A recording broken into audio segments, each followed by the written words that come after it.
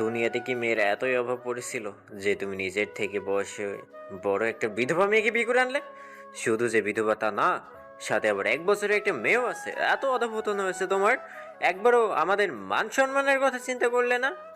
আব্বু, উনি বিধবা হোক বা এক বাচ্চার মা, এখন ওনার সবচেয়ে বড় পরিচয় উনি আমার বউ।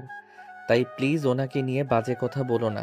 তুমি আমার আব্বু, তোমাকে সম্মান করাটা যেমন আমার দায়িত্ব, তেমনি উনি আমার বউ, ওনার সম্মান রক্ষা করাটাও আমার দায়িত্ব। তাই প্লিজ ওনার নামে এমন কিছু বলো না যাতে করে আমি তোমাকে অসম্মান করে ফেলি। বাহ, ছেলে তোমার বড় হয়ে গেছে, আমাকে এখন দায়িত্ব শেখাচ্ছে। কি খেয়ে বস করেছে ওই মেয়ে তোমাকে যে নিজের আব্বুর সাথে কিভাবে কথা বলতে হয় সেটা ভুলে গেছো? আমি কিছুই ভুলিনি আব্বু, সবটাই তোমার বোঝার ভুল। আমার ব্যবহারে যদি তুমি কষ্ট পেয়ে থাকো তাহলে সরি, কিন্তু তারপরও টিয়াকে নিয়ে কোনো বাজে কথা বলো না। এখন ও আমার স্ত্রী, ওকে কেউ বাজে কথা বললে সেটা আমি টলারেট করতে পারবো না। তাই প্লিজ এমন কিছু করো না বা বলো না যাতে তোমাকে আমার অসম্মান করতে হয়। আয়নের কথা শুনে ওর আব্বু আর ওর সাথে কোনো কথা না বলেই রাগে হনহনিয়ে চলে যায়। আয়নের আব্বু যেতেই আয়ান নিজের রুমে যায়, যেখানে আগে থেকেই বউ বেশে বসেছিল টিয়া। লাল বেনারসি পরে ঘোমটা দিয়ে বিছানার মাঝখানে বসেছিল টিয়া। আয়ান রুমে ঢুকে হালকা একটা কাশি দেয়, যাতে করে টিয়া ওর উপস্থিতি বুঝতে পারে। আয়নের কাশির শব্দ পেয়ে টিয়া একটু নড়ে চড়ে বসে, ঘোমটার নিচ থেকেই ওকে সালাম দেয়। আসসালামু আলাইকুম। ওয়ালাইকুম আসসালাম। সব কিছু ঠিকঠাক আছে তো? আপনার এখানে কোনো সমস্যা হচ্ছে না তো? না, সবকিছু ঠিক আছে। দেখুন, কোনো রকম কোনো সমস্যা হলে আমাকে বলতে পারেন। এখন থেকে এটা আপনার বাড়ি, আপনার সংসার, তাই সব কিছু নিজের মনে করে এখানে মতো করে থাকুন। কোনো ধরনের হেজিটেট ফিল করার দরকার নাই। কোনো সমস্যা হলে আমাকে বলতে পারেন। সমস্যা নেই কোনো, কিন্তু কিন্তু কি বলুন? আমি জানি আজকে রাতে কথাটা বলা বা এমন একটা আবদার করা অনুচিত। এই রাত নিয়ে সব ছেলেদেরই একটা স্বপ্ন থাকে, কিন্তু তারপরেও বলছি, আমার মেয়ে রাহাকে একটু এনে দিবেন আমার কাছে। মেয়েটা খুব ছোট তো, আমাকে ছাড়া ওর ঘুম আসে না। এখনো হয়তো কান্না করছে আমার জন্য। হয় ওকে একটু এনে দিন, নয়তো আমাকে ওর কাছে নিয়ে চলুন। আমি প্রমিস করছি ওকে ঘুম পাড়িয়ে দিয়ে আবার চলে আসবো। 10 মিনিট সময় দিন আমাকে শুধু। এটা এমন কোনো বড় ব্যাপার না, কিন্তু রাহা তো ঘুম, ওকে আমার বোন আহি ঘুম পাড়িয়ে দিয়েছে আরও আগে। আমার বোনটা বাচ্চা অনেক পছন্দ করে, আর বাচ্চারাও ওর সাথে একেবারে মিশে যায়। রাহা তো কয়েক মিনিটেই ওর ফুপিমণির সাথে একদম মিশে গেছে। ওর ফুপি ওকে খাইয়ে ঘুম পাড়িয়ে দিয়েছে। ফুপিমণি মানে? দেখো, তুমি যদি এখন আমার বউ হও তাহলে রাহাও আমার মেয়ে। আমি যে শুধু তোমাকে বিয়ে করে নিজের বউ মেনেছি তেমন কিন্তু নয়, তোমার সাথে সাথে রাহাকেও নিজের মেয়ে হিসেবে মনে করি আমি। আর আমার বোন তো আমার মেয়ের ফুপি হলো, তাই না?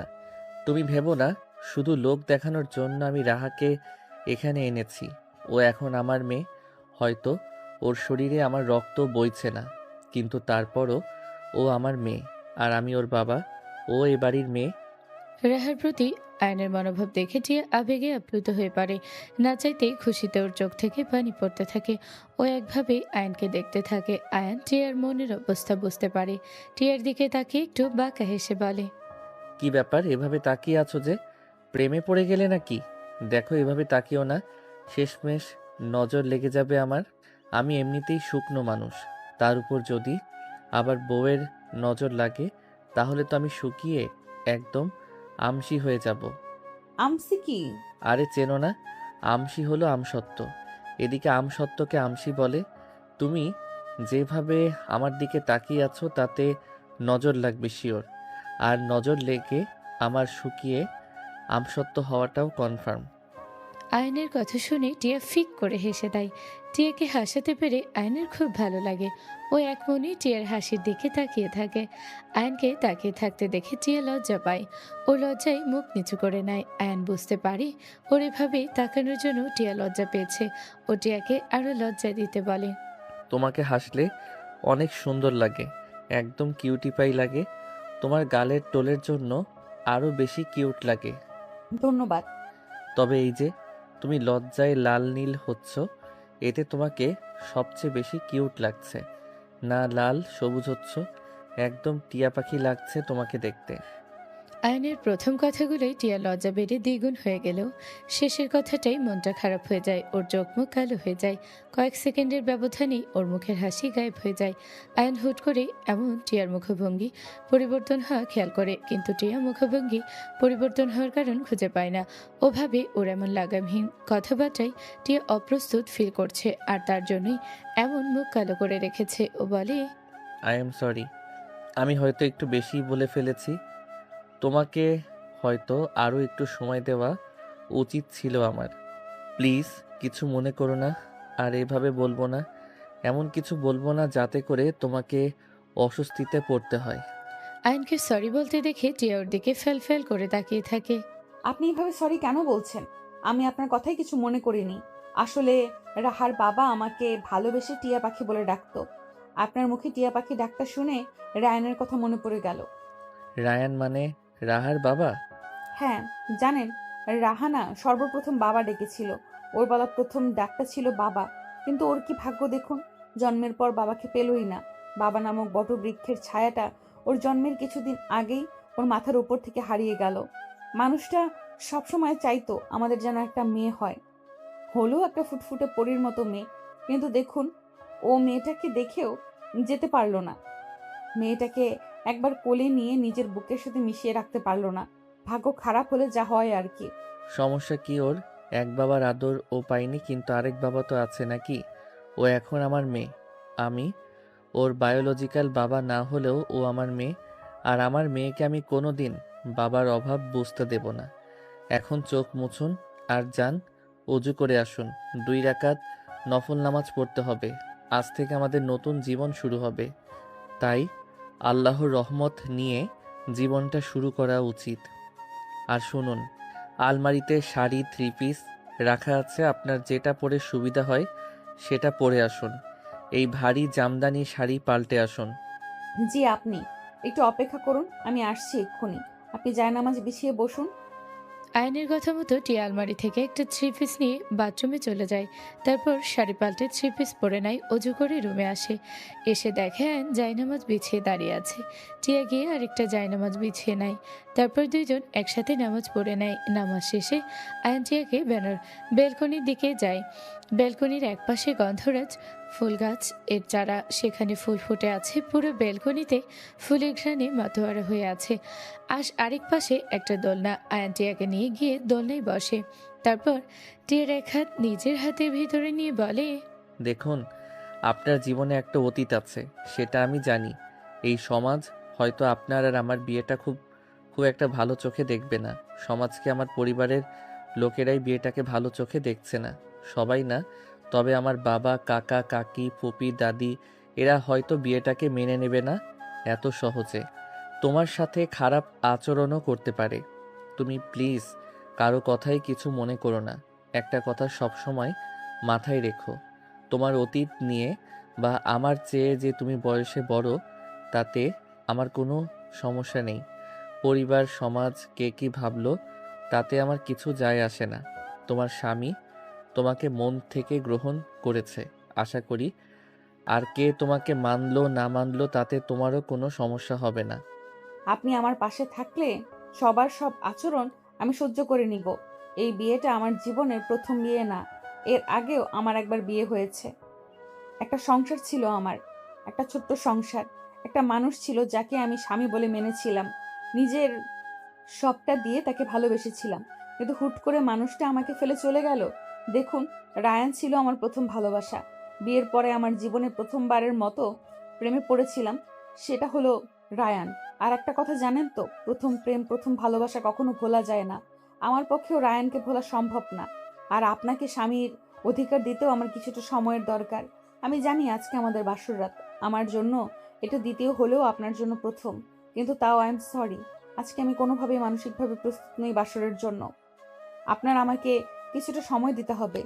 তোমার যতটা সময় দরকার হয় তুমি নিতে পারো। আমি চাই না তুমি নিজের মনের বিরুদ্ধে গিয়ে কিছু করো। শুধুমাত্র শরীরের টানে আমি তোমার কাছে যাব বা তুমি আমার কাছে আসবে সেটা আমি চাই না। আগে মন থেকে তুমি আমায় গ্রহণ করো, তারপর যা হবার হবে। তোমাকে আপনির বদলে তুমি বলে ফেললাম, কিছু মনে করো না। আমি চাই তুমিও আমায় তুমি করে বলো। আর হ্যাঁ, বাসর করতে না পারি আমার বুকে একটু মাথা তো রাখতে পারো নাকি প্লিজ? আয়ানের কথায় ও আচরণে টিয়া মুগ্ধ হয়ে যায়।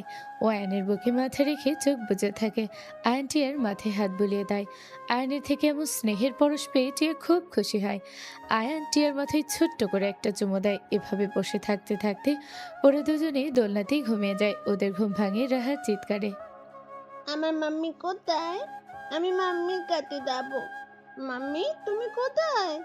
রাহা বেবি এভাবে কান্না করে না সোনা, মাম্মি আছে তো।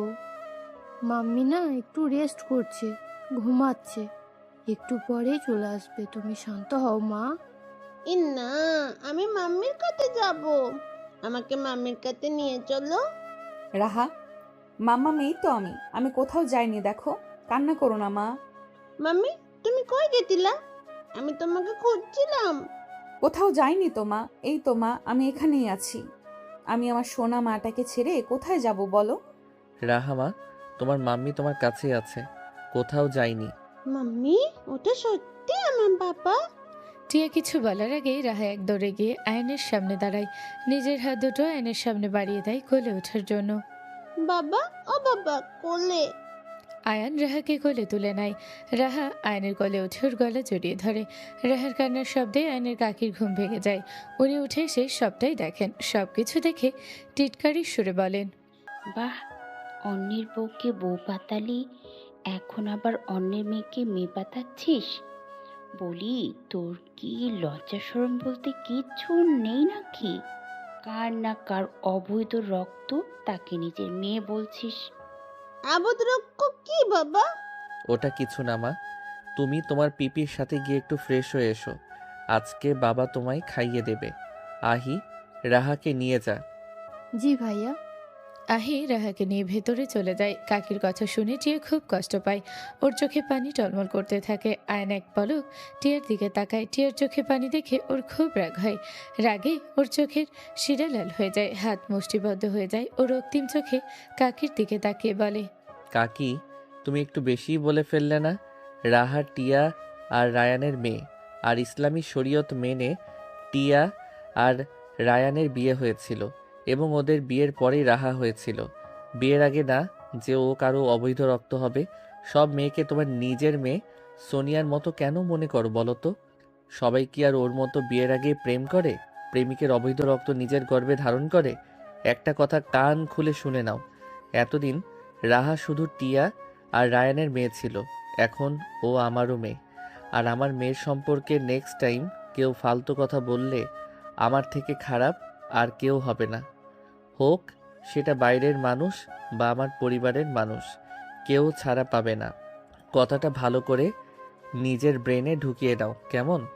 যাই হোক, আমার মেয়ের হয়তো খিদা লেগেছে, ওকে খাওয়াতে হবে, আমি আসছি। আর যেগুলো বললাম মাথায় রেখো। কথাটা বলে আয়ন টিয়ার হাত ধরে ওকে নিয়ে আহির রুমের দিকে যেতে থাকে। টিয়া অপলক দৃষ্টিতে আয়নের দিকে তাকিয়ে থাকে আর মনে মনে বলে, একটা মানুষ এত ভালো হয় কিভাবে? প্রথমে আমার মতো বিধবা এক বাচ্চার মাকে বিয়ে করলো, আমার মেয়েটাকে নিজের পরিচয় দিল। আমি ভেবেছিলাম উনিও হয়তো আমার মন রক্ষা করতে রাহাকে নিজের মেয়ের পরিচয় দিতে চেয়েছে, কিন্তু এর আগে ওনার ব্যবহারেই বুঝিয়ে দিল আমার মন রক্ষা করার জন্য না, উনি সত্যিই মন থেকে রাহাকে নিজের মেয়ে হিসেবে মেনে নিয়েছে। আয়ান, আপনি নিজেও জানেন না আজকে আপনার কাজে আমি কতটা খুশি হয়েছি। আপনি যেহেতু এই সম্পর্কটাকে মন থেকে মেনে নিয়েছেন, তাই আমিও এই সম্পর্কটাকে এবার ধীরে ধীরে মেনে নিব। এই পবিত্র সম্পর্কটাকে মন থেকে মেনে নেব। কি ভাবছো এত? তখন থেকে ডাকছি তোমায়। কই কিছু না তো। কি বলছিলেন বলুন? আমি একটু অ্যাবসেন্স মাইন্ডে ছিলাম। বলছিলাম যে রাহার তো ফ্রেশ হওয়া শেষ, আমি ডাইনিংয়ে যাচ্ছি, তুমি রাহাকে নিয়ে আসো। রাহা ব্রেকফাস্টে কি খায়? ও সকালে কিছু খেতে চায় না, আমি জোর করে একটা ডিম পোচ আর সামান্য ফল খাওয়াই, তাও মাঝে মাঝে খায় না। ঠিক আছে, তুমি রাহাকে নিয়ে আসো। আচ্ছা ঠিক আছে। আয়ান ডাইনিংয়ে চলে যায় আর টিয়া আয়ের রুমে যায় রাহাকে আনতে। ডাইনিংয়ে আগে থেকে আয়নের আব্বু, কাকা কাকি, দাদি, কাকাতো বোন সোনিয়া, কাকাতো ভাই দীপ্ত বসেছিল। আয়ন ডাইনিংয়ে গিয়ে একটা গ্লাসে ফ্রুট জুস ঢেলে নেয়, তারপর কিচেনে গিয়ে একটা ডিম পোচ করে আনে। আয়নকে এসব করতে দেখে ওর আব্বু রাগে ফুঁসতে থাকে আর বলে, বাসাটা আর বাসা নেই, কোথা থেকে এক বিধবা মেয়ে ধরে এনেছে, এখন তার মেয়েকে নিয়ে অধিক খেতে শুরু করে দিয়েছে। আব্বু, আই এম সরি, কিন্তু প্লিজ রাহা বা টিয়াকে নিয়ে কোনো বাজে কথা বলো না। টিয়া এখন আমার বিয়ে করা বউ আর রাহা এখন থেকে আমার মেয়ে। আমার বউ আর আমার মেয়ের নামে আমি কোনো ধরনের বাজে কথা শুনতে চাই না। আমি তোমাকে আগেও বলেছি তুমি আমার আব্বু, তাই তোমার সাথে আমি কোনো খারাপ আচরণ করতে চাই না। সেটা তোমারও খারাপ লাগবে আর আমারও। তাই প্লিজ এগুলো বন্ধ করো, এসব করো না, দয়া করে এসব করো না। আয়ান, তুমি কিন্তু এবার অতিরিক্ত বাড়াবাড়ি করছো। একটা বিধবা আর তোর মেয়ের জন্য তুমি আমার সাথে কিভাবে কথা বলছো? আমি তোমার কে হই সেটা বলে যাচ্ছ? ওই বাইরের মেয়েটা এখন তোমার কাছে আমার থেকে মূল্যবান? এত কষ্ট করে তোমাকে মানুষ করলাম আজকে এই দিন দেখার জন্য। মা, তুমি অন্তত ওকে কিছু বলো। এ বাড়িতে তোমার কথাই তো শেষ কথা, তুমি অন্তত ওকে কিছু বলো। আমাকে কি বলতে বলছো তুমি? মানে কি মা, ও একটা বিধবাকে বিয়ে করলো। একে তো মেয়েটা বিধবা, তার উপরে ওর থেকে বয়সে বড়, আবার একটা বাচ্চাও আছে। এমন একটা মেয়েকে বিয়ে করা নিয়ে ওকে আপনি কিছু বলবেন না? আমার আসলে ওকে কিছু বলা উচিত। দাদু ভাই, জি দাদি। তুমি যে কাজটা করেছো অনেক ভালো কাজ করেছো। আমি তোমার এই সিদ্ধান্তে অনেক খুশি হয়েছি। একটা বিধবা মেয়েকে তুমি বিয়ে করেছো, তার খুঁটি হয়েছো। একটা বাবা মরা বাচ্চাকে নিজের পরিচয় দিয়েছো। এমন ভালো কাজ আর কতজন করতে পারে বলো তো? এমন কাজ করার জন্য অনেক সাহসের প্রয়োজন। আর কে কি ভাবলো তাতে একদম মন ছোট করো না। তুমি অনেক ভালো একটা কাজ করেছো। মা, এইসব তুমি কি বলছো? তুমি ওর এমন একটা কাজকে বাহবা দিচ্ছ? হ্যাঁ, দিচ্ছি। কোন হাদিসে বলা নেই যে বিধবা বয়সে বড় মেয়েকে বিয়ে করা যাবে না? উল্টো এতে আরো উৎসাহিত করা হয়েছে। আজকে সবাই একটা কথা কান খুলে শুনে নাও। টিয়া এখন আয়ানের বিয়ে করা বউ। এই বাড়ির বউ ছেলের, এ বাড়ির বড় ছেলের বউ। তাই ওর অতীত যাই হোক, সেসব নিয়ে ওকে কেউ বাজে কথা বলবে না। মনে রাখবে, ও এই বাড়ির বড় বউ এখন। ও এই বাড়ির বড় বউ এখন। আর আয়ান যেহেতু রাহাকে নিজের পরিচয় দিয়েছে, নিজের মেয়ে হিসেবে স্বীকৃতি দিয়েছে, তাই রাহাও এ বাড়িরই সদস্য। আয়ানের মেয়ে এ বাড়ির বড় নাতনি। ও আয়ানের নিজের মেয়ে হলে সবাই ওকে যে নজরে দেখতে, এখনও সেই নজরেই দেখবে। আর এটা আমার আদেশ। আশা করি আমার আদেশ অমান্য করার মতো অভদ্রতা কেউ করবে না। কিন্তু মা। আর কোনো কিন্তু নয়। তুমি খুব ভালো করে জানো আমি আমার কথায় অটল থাকি। আশা করি তুমিও আমার আদেশ পালন করবে। জি মা। টিয়া, তুমি ওখানে দাঁড়িয়ে আছো কেন? এদিকে এসো। দাদির কথায় সবাই সেটির দিকে তাকায়। সেখানে রাহাকে কোলে নিয়ে টিয়া দাঁড়িয়েছিল, ওর পাশে আহি দাঁড়িয়েছিল। দাদির কথায় টিয়া ডাইনিং টেবিলের কাছে যায়। দাদি টিয়াকে নিজের পাশে এসে দাঁড়াতে বলে। টিয়াও দাদির পাশে গিয়ে দাঁড়ায়। দাদি টিয়ার হাতটা টেনে নিয়ে নিজের হাতের বালা খুলে টিয়ার হাতে পরিয়ে দেয়। দাদি, আপনি এটা কি করছেন? আপনার বালা আমাকে কেন দিচ্ছেন? কেন? আমার ব্যবহার করা পুরনো বালা নিতে সমস্যা আছে বুঝি? না না দাদি, আমি সেটা বলতে চাইনি। আমি বলেছি এটা তো আপনার জিনিস, এটা কেন আপনি আমাকে দিয়ে দিচ্ছেন? এটা আপনিই রাখুন। এটা আমার শাশুড়ি মা আমাকে দিয়েছিলেন। আমি আবার আয়নের আম্মুকে দিয়েছিলাম। এই বংশের এটাই নিয়ম। এটা আমাদের বংশের বড় বউকে দেওয়া হয়। আয়ানের আম্মু মারা যাওয়ার পরে এটা আবার আমি নিজের কাছে রেখেছিলাম। এখন এটার দাবিদার তুমি। আয়ানের আম্মু মানে তোমার শাশুড়ি বেঁচে থাকলেও নিজেই এটা তোমায় পরিয়ে দিত। ও যেহেতু নেই, তাই আমি তোমায় পরিয়ে দিচ্ছি। এখন তুমি এই বাড়ির বউ, বড় বউ, সেটা সবসময় মাথায় রাখবে। তোমার সম্মান অনেক উঁচুতে, তোমার অধিকারও অনেক বেশি। নিজের অবস্থান সবসময় ক্লিয়ার রাখবে। কেউ তোমাকে ছোট করার আগে তাকে নিজের অবস্থান বুঝিয়ে দেবে। জি দাদি। তুমি মাম্মিকে গিফট তো দিলে, আমাকে দিবে না? রাহার কথায় দাদি হেসে ওকে কোলে নিয়ে বসায়। তারপর নিজের গলায় থাকা সোনার চেইন খুলে রাহার গলায় পরিয়ে দেয়। তারপর রাহার কপালে একটা চুমু দেয়। রাহাও দাদির গালে একটা চুমু দেয়। রাহা মামনি, এখন নেমে এসো, খেতে হবে। আজকে বাবা নিজ হাতে তোমায় খাইয়ে দিবে। আয়নের কথা মতো রাহা দাদির কোল থেকে নেমে আসে। আয়ন টেবিলের উপর ডিম পোচের বাটি রেখে রাহাকে কোলে তুলে নেয়। তারপর রাহাকে ডিম পোচ আর ফ্রুট জুস খাইয়ে দেয়। রাহাও ভদ্রমেয়ের মতো কোনো বাহানা না করে খাবারটা খেয়ে নেয়।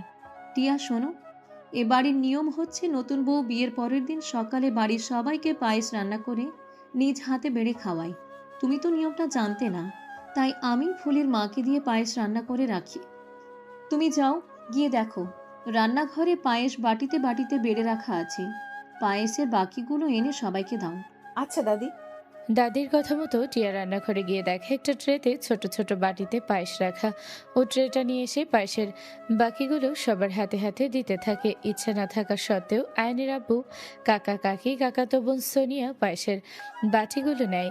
তারপর দাদি আরাহিকে পায়েস দিয়ে টিয়া একটি বাটি আয়নের কাকাতো ভাই দীপ্তকে দিতে যায়। দীপ্ত পায়েসের বাটি নেওয়ার বদলে টিয়ার হাত চেপে ধরে। ও টিয়ার দিকে তাকিয়ে শয়তানি হাসি দিতে থাকে।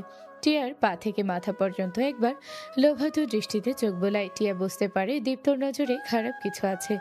ও নিজেকে ছাড়াতে হাত কাত করে গরম পায়েস দীপ্তর হাতে ফেলে দেয়। দীপ্তর সাথে সাথে টিয়ার হাত ছেড়ে নিজের হাতে ঠান্ডা পানি ঢালতে থাকে। এই মেয়ে, কি করলে তুমি এটা? দিলে তো আমার ছেলেটার হাতটা পুড়িয়ে। অলক্ষী মেয়ে একটা। শুধু শুধু আগের স্বামীটা মারা গেছে। এমন অলক্ষীদের আবার পরিবার থাকে নাকি? স্বামীকে খেয়েছে, এখন এসেছে এই পরিবারটাকে খেতে। কাকি, তুমি কিন্তু এবার বেশি করে ফেলছো। আগে নিজের ছেলের চরিত্র ঠিক করো, তারপর টিয়াকে কথা শোনাতে এসো। এসব তুমি কি বলছো ভাইয়া? আমি আবার কি করলাম? তোমার বউয়ে তো আমার হাতে পায়েস ঢেলে দিল ইচ্ছা করে। কি শত্রুতা আমার সাথে কে জানে। ইচ্ছা করে আমার হাতটা পুড়িয়ে দিল। ইস, কি পরিমাণ জ্বালা করছে আমার হাতে। অনেক জ্বালা করছে, তাই না? হ্যাঁ। আয়ান রাহাকে নিজের কোল থেকে নামিয়ে দীপ্তর সামনে গিয়ে দাঁড়ায়। তারপর দীপ্তর পড়ে যাওয়া হাতটা নিয়ে পড়ে জায়গায় জোরে চেপে দিতে থাকে। দীপ্ত ব্যথায় নিজের হাত ছাড়াতে চেষ্টা করে আর বলে, ভাইয়া ছাড়ো আমার হাতটা। কি করছো কি? আমার অনেক ব্যথা করছে। এখন ছাড়বো কেন? তুই ছেড়েছিলি টিয়ার হাত, এভাবেই তো চেপে ধরেছিলি, তাই না? কি ভেবেছিলি কেউ কিছু দেখেনি তাই পার পেয়ে যাবি? ও আমার স্ত্রী, ওর সাথে কখন কি হচ্ছে সবটাই নজরে রাখছি আমি, বুঝলি? ওর হাত ওভাবে চেপে ধরেছিলি কেন বল? কি সব ফাও কথা বলছো তুমি? আয়ান দীপ্তকে আর কিছু বলতে না দিয়ে সজোরে দীপ্তর গালে একটা চড় মারে। দীপ্ত মাথা উঁচু করে আয়নের দিকে তাকাতে আয়ন এবারে দীপ্তর নাকে ঘুষি মারে। দীপ্তর নাক থেকে রক্ত পড়তে থাকে। আয়ন দীপ্তর পোড়া হাত পিছনে মুড়িয়ে চেপে ধরে। দীপ্ত যন্ত্রণায় ছটফট করতে থাকে। কাকা কাকি, আয়নের আব্বু, দাদি, সোনিয়া এরা কেউ আয়নের এমন ব্যবহারের কারণ খুঁজে পায় না। আয়ন এমনিতেই খুবই শান্ত একটা ছেলে, কিন্তু ও যখন রেগে যায় তখন ওকে সামলানো খুব কঠিন হয়ে যায়। ও রাগে বাসার সবাই ভয় পায়, তাই দীপ্তকে এভাবে মার খেতে দেখে কেউ কিছু বলার সাহস পায় না। তবুও কাকি ভয় ছেড়ে বলে, আয়ান, কি হচ্ছেটা কি? তোর বউয়ের দোষ তোর নজরে পড়ছে না? ওই তো ইচ্ছে করে আমার ছেলেটার হাত পুড়িয়ে দিল, কিন্তু তুই তোর বউকে কিছু না বলে আমার ছেলেটাকে এভাবে মারছিস কেন? ছাড় ওকে, ছাড় বলছি। সেটা নিজের চরিত্রহীন ছেলেকে জিজ্ঞেস করো যে কেন ওকে মারছি। টিয়া ওকে পায়েস দিতে গিয়েছিল আর অসভ্যের মতো টিয়ার হাত চেপে ধরেছিল। আবার টিয়ার সারা শরীরের দিকে বাজে নজরে তাকাচ্ছিল। ও ভেবেছিল কেউ কিছু দেখেনি, কিন্তু আমি শুরু থেকে সবটাই খেয়াল করেছি। শুনো কাকি, তোমরা সবাই খুব ভালো করেই জানো আমি যেমন ভালোর ভালো তেমন খারাপের খারাপ। তোমার ছেলেকে ভালো মতো বুঝিয়ে দাও টিয়া আমার বউ, আর আমার বউয়ের দিকে কেউ বাজে নজরে তাকালে তার চোখ আমি উপড়ে নেব। ভাই হয় বিধায় এবারের মতো ক্ষমা করলাম। ও যেন এই দিনটার কথা মাথায় রেখে নিজেকে শুধরে নেয়, এটা যেন মনে রাখে টিয়া ওর বড় ভাইয়ের বউ ওর ভাবি হয়। আর সেভাবেই যেন এখন থেকে টিয়াকে সম্মান করে চলে, না হলে এর পরের বার কিন্তু আঘাতটা সোজা ওর মাথায় করব। কিরে, মনে থাকবে তো আমার বলা কথাগুলো? হ্যাঁ হ্যাঁ, থাকবে, মনে থাকবে। আয়ান দীপ্তকে ছেড়ে রাহাকে কোলে তুলে নেয় আর টিয়ার হাত ধরে ওকে নিয়ে নিজের রুমে যেতে থাকে। যাওয়ার আগে ফুলির মাকে বলে ওর আর টিয়া নাস্তা রুমে পাঠিয়ে দিতে। ডাইনিংয়ে সবই খুবই চুপচাপ। কাকা কাকি আর দীপ্ত ওরা তিনজন মাথা নিচু করে খাবার খেতে থাকে। হঠাৎই আহির ফোনটা বেজে ওঠে। আহি নাম্বারটা দেখেই কলটা কেটে দেয়। দেখ দীপ, ওই টিয়া মেয়েটাকে আমার পছন্দ না ঠিক, কিন্তু তার মানে এই না তুই যে কাজটা করেছিস সেটা ঠিক করেছিস। আমি কখনোই তোর করা কাজটাকে সাপোর্ট করি না। নেক্সট টাইম এমন কিছু করলে আয়ান না, তোকে শাস্তি আমি দিব, কথাটা মাথায় রাখিস। আয়নের আব্বু কথাটা শেষ করে পারে না, তার ভিতরে আহির ফোনে আরো 2বার কল আসে। আহি প্রতিবারই কলটা কেটে দেয়। তা দেখে আহির আব্বু বলে, আহি, কেউ হয়তো অনেক দরকার তোমায় কল করেছে, কলটা রিসিভ করো। না না, আব্বু তেমন কিছু না। আমার এক ফ্রেন্ড কল করেছে সাজেশনের জন্য। তোমরা খাও, আমি ওর সাথে কথা বলে আসছি। আহি ফোন নিয়ে উঠে চলে যায়। নিজের রুমে গিয়ে দরজা জানালা ভালো করে আটকে দিয়ে বেলকনিতে চলে যায়। হ্যালো, এতবার কেন কল করছিলে? দেখলে না আমি বারবার কেটে দিচ্ছিলাম। কি করবো আহু পাখি, তোমার কণ্ঠ না শুনলে মনে হচ্ছিল এক্ষুনি মরে যাব। এই একদম ওইসব ফাও কথা বলবে না, বুঝেছো? একটা গুড নিউজ আছে জানো? কি গুড নিউজ?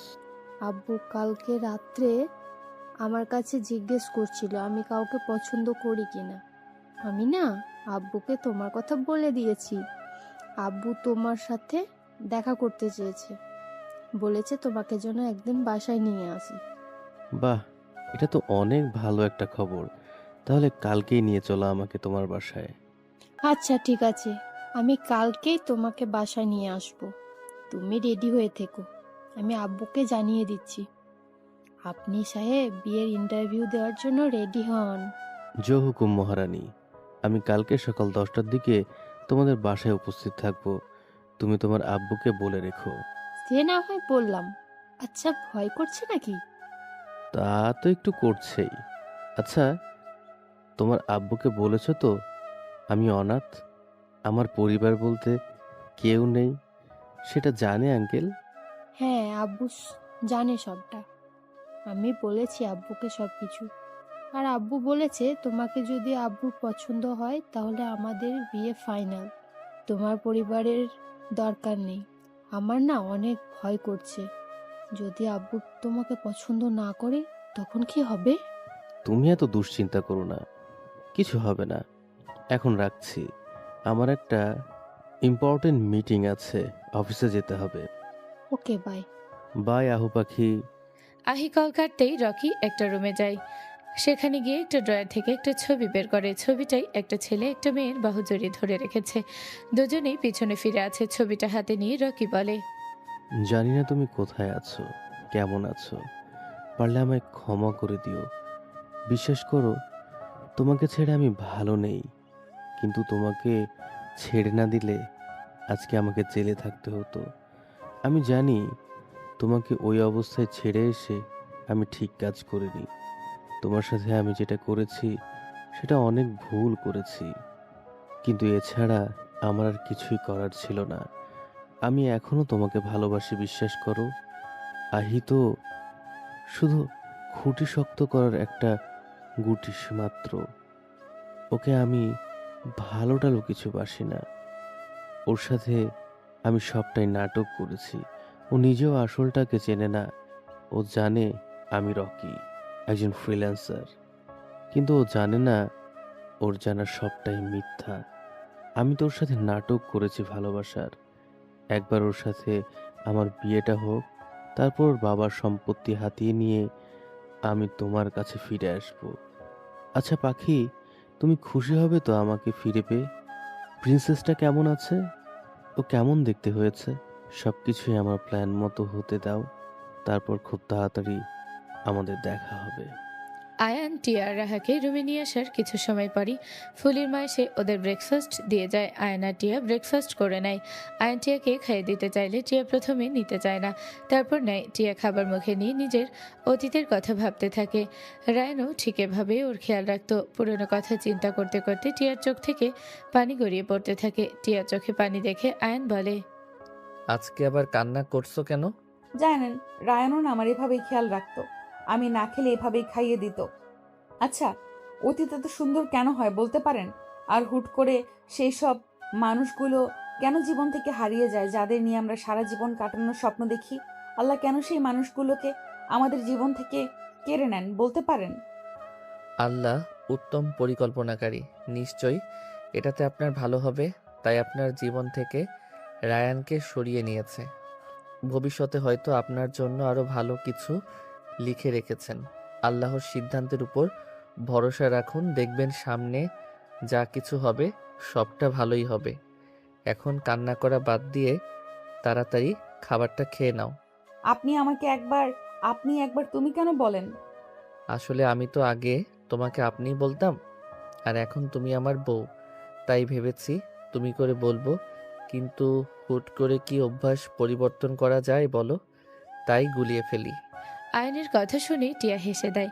টিয়া হাসলে ওর গালে টোল পড়ে, যেটা ওর সৌন্দর্যকে আরো বাড়িয়ে দেয়। আয়ন এক নজরে টিয়ার হাসির দিকে তাকিয়ে থাকে। আয়নকে এভাবে তাকাতে দেখে টিয়া অপ্রস্তুত হয়ে যায় ও চোখ নামিয়ে নেয়। আয়ন বুঝতে পারে ওর তাকানোর জন্য টিয়া লজ্জা পাচ্ছে, তাই ও চোখ সরিয়ে নেয়। ওদের খাওয়া শেষ হয়ে গেছে ততক্ষণে। আয়ন পরিস্থিতি নর্মাল করতে খাবারের প্লেট রাখতে যাওয়ার বাহানায় ওখান থেকে চলে যায়। আয়ান খাবারের প্লেট রাখতে যাওয়ার সময় দাদির সাথে ওর দেখা হয়। দাদি আয়ানকে ডেকে বলে, আয়ান দাদু ভাই, তুমি কি এখন ব্যস্ত? কেন দাদি? তোমার সাথে আমার একটু কথা আছে। হ্যাঁ বলো। প্লেট দুটো রেখে একটু আমার ঘরে এসো। আচ্ছা ঠিক আছে। দাদির কথা মতো আয়ন প্লেট দুটো রেখে দাদির ঘরে যায়। দাদির ঘরে যেতেই দাদি বলে, দেখো, তুমি টিয়াকে বিয়ে করেছো, ওর মেয়েকে নিজের পরিচয় দিয়েছো, তাতে আমি খুশি হয়েছি। কিন্তু টিয়ার আগের স্বামীর ব্যাপারে কিছু তো বললে না। ওর স্বামী কিভাবে মারা গেল? তুমি বা কেন নিজের থেকে বড় বিধবাম একজনকে বিয়ে করলে, তা তো বললে না। কারণ ওর স্বামীর মৃত্যুর জন্য আমি দায়ী। এসব কি বলছো তুমি? তুমি কিভাবে ওর স্বামীর মৃত্যুর জন্য দায়ী হবে? আমি ঠিকই বলছি দাদি, আমি ওর স্বামীর মৃত্যুর জন্য দায়ী। 2.5 বছর আগে 31st নাইটের দিনে আমি বন্ধুদের সাথে পিকনিকে গেছিলাম, মনে আছে তোমার? হ্যাঁ, মনে আছে। টিয়ার স্বামী ছিলেন একজন ব্যবসায়ী, ওদের কাপড়ের ব্যবসা ছিল। ওর আগের স্বামীর নাম ছিল রায়ান। সেদিন পিকনিক উপলক্ষে আমার বাকি বন্ধুরা ড্রিঙ্কস করেছিল। আমি তো ড্রিঙ্কস করি না জানোই। ওই দিন আমাদের গাড়িটা আমি ড্রাইভ করেছিলাম। হাইওয়ে ছেড়ে একটা পাহাড়ি রাস্তায় আমরা ঢুকে পড়েছিলাম। আমার গাড়ির অপোজিট দিক থেকে রায়ানের গাড়ি আসছিল। একটা টার্নিং পয়েন্টে হুট করে আমার গাড়ির সামনে একটা বাচ্চা চলে আসে। আমি বাচ্চাটাকে পাশ কাটিয়ে গাড়ি টার্ন করি, কিন্তু তখনই রায়ানের গাড়ি সামনে চলে আসে। আমি ওর গাড়ির পাশ কাটিয়ে একটা পিলারের সাথে আমার গাড়ির অ্যাক্সিডেন্ট করে ফেলি। ও হয়তো বুঝতে পারিনি সামনে আমার গাড়ি আসছে। ও আমাকে পাশ কাটাতে চায়, কিন্তু ও ভুলে পাশ কাটাতে গিয়ে ওর গাড়িটা পাহাড়ের খাদে পড়ে যায়। কি বলছিস কি? তারপর? তারপর পুলিশ এসে খাদে তন্ন তন্ন করে খুঁজে একটা লাশ পায়। লাশটার চেহারা খাদের পাথরের জন্য একেবারে বাজেভাবে নষ্ট হয়ে যায়। পরনের জামাকাপড় আর মানিব্যাগ, ফোন, ঘড়ি এসব দেখে টিয়া ওর স্বামীর লাশটা শনাক্ত করে। তারপর ও যেহেতু লাশটার মুখ একেবারে থেতলে গিয়েছিল, তাই পুলিশ লাশটার পোস্টমর্টেম করতে চেয়েছিল। কিন্তু আমি আমার এক ফ্রেন্ডের হেল্প নিয়ে পোস্টমর্টেমটা আটকাই। বিশ্বাস করো দাদি, আমি না ভাবতেও পারিনি ওর গাড়িটা হুট করে সামনে চলে আসবে। ওই বাচ্চাটার সামনে না আসলে আমার গাড়ি ওর গাড়ির সামনে যেত না, আর না তো ওর অ্যাক্সিডেন্ট হতো। আমার বন্ধুরা সবাই সেদিন খুব ভয় পেয়ে গেছিল। ওরা ওখান থেকে পালিয়ে আসে, সাথে করে আমাকেও জোর করে নিয়ে আসে। টিয়া এখনো জানে না রায়ানের অ্যাক্সিডেন্টের জন্য আমি দায়ী। আমি একজন খুনি, তাই না দাদি? আমার জন্য টিয়া ওর ভালোবাসার মানুষকে হারালো। জানো দাদি, যখন রায়ান মারা গেল তখন টিয়া প্রেগনেন্ট। রাহা তখন ওর মায়ের গর্ভে ছিল। আমার জন্য শুধু যে টিয়া ওর ভালোবাসার মানুষকে হারিয়েছে তেমনটা নয়, সাথে রাহাও ওর বাবাকে হারালো। একটা মিষ্টি পরী জন্মের আগেই বাবা নামক বটবৃক্ষকে হারালো। শুধুমাত্র আমার জন্য খুনি আমি, একটা খুনি আমি। কথাগুলো বলতে বলতে আয়ন হাঁটু ভেঙে মাটিতে বসে পড়ে। ওর চোখ দিয়ে অঝরে অশ্রু ঝরতে থাকে। আয়ন পাগলের মতো কান্না করতে থাকে আর নিজেকে খুনি বলতে থাকে। আপনি আপনি আমার রায়ানকে মেরে ফেলেছেন। আমার সন্তানকে জন্মের আগেই পিতাহারা করেছেন। আর আমি কিনা এতদিন কতটা ভালো মনে করতাম আপনাকে। খুনি লোক একটা। আমার থেকে আমার রায়ানকে কেড়ে নিয়েছেন। আমার ভালোবাসাকে শেষ করে দিয়েছেন। ক্ষমা করব না, কখনো ক্ষমা করব না আপনাকে। দাদির পায়ে তেল মালিশ করার জন্য টিয়া দাদির ঘরে আসে, কিন্তু দরজার বাহিরে থেকে আয়নের বলা শেষ কথাগুলো টিয়া শুনে ফেলে। পুরোটা না শুনে শুধু শেষটুকু শুনে ও আয়নকে ভুল বোঝে। ও মনে করে আয়ন ওর স্বামীকে ইচ্ছে করে মেরে ফেলেছে। ও কান্না করতে করতে ঘরের দরজার বাহিরে থেকে নিজের ঘরে চলে যায়। ঘরে গিয়ে নিজের আর রাহার সমস্ত জামাকাপড় একটা লাগেজে ভরতে থাকে। আয়নকে কান্না করতে দেখে দাদি, এসে ওর কাঁধে হাত রাখে। আয়ন দাদির দিকে তাকায়। কান্না করার জন্য ওর চোখ মুখ লাল হয়ে যায়।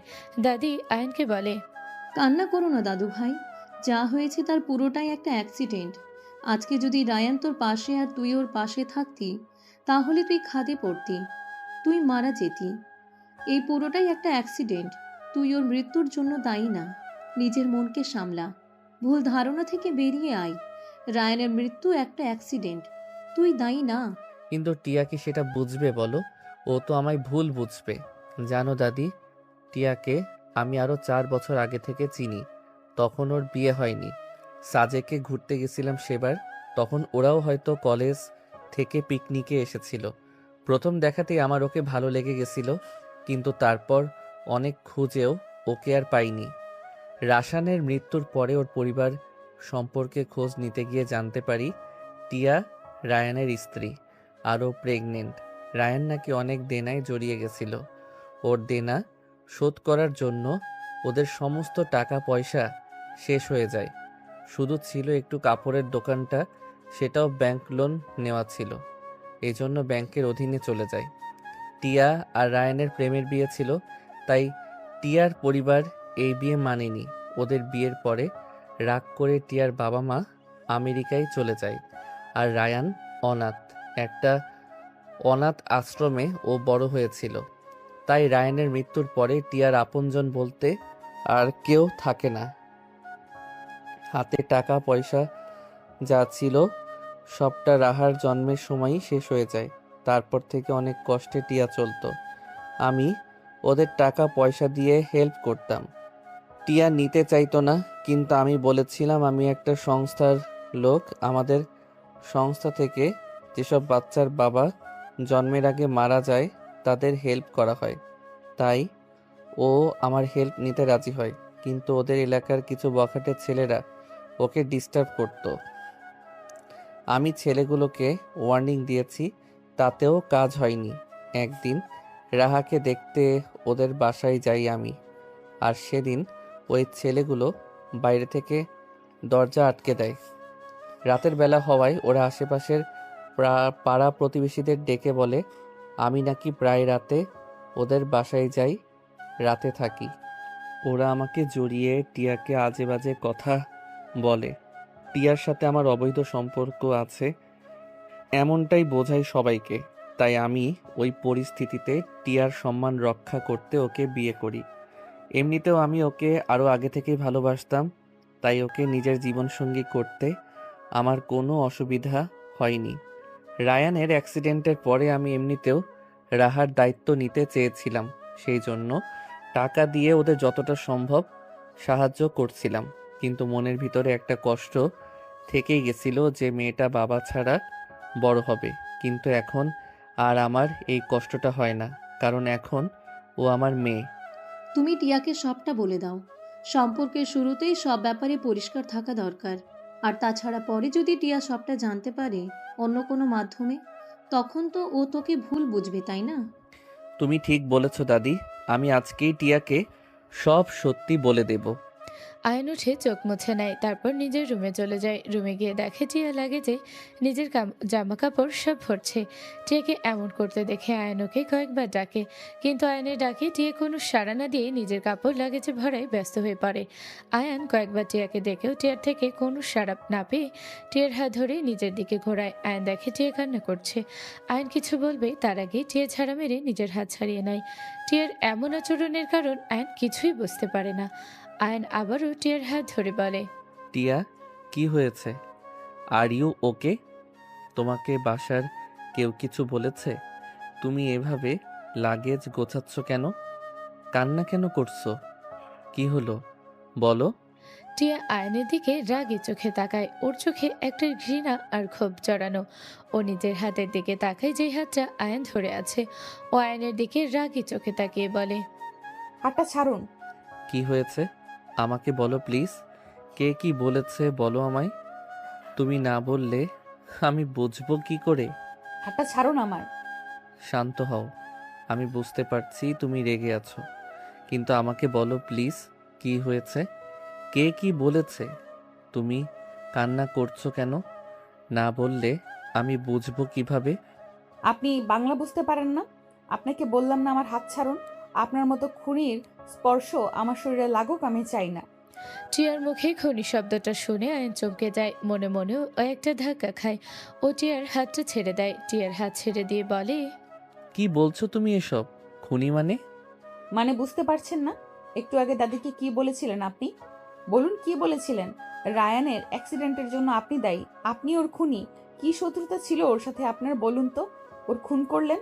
আচ্ছা, আমি আপনার কি ক্ষতি করেছিলাম যে আমাকে বিধবা বানালেন?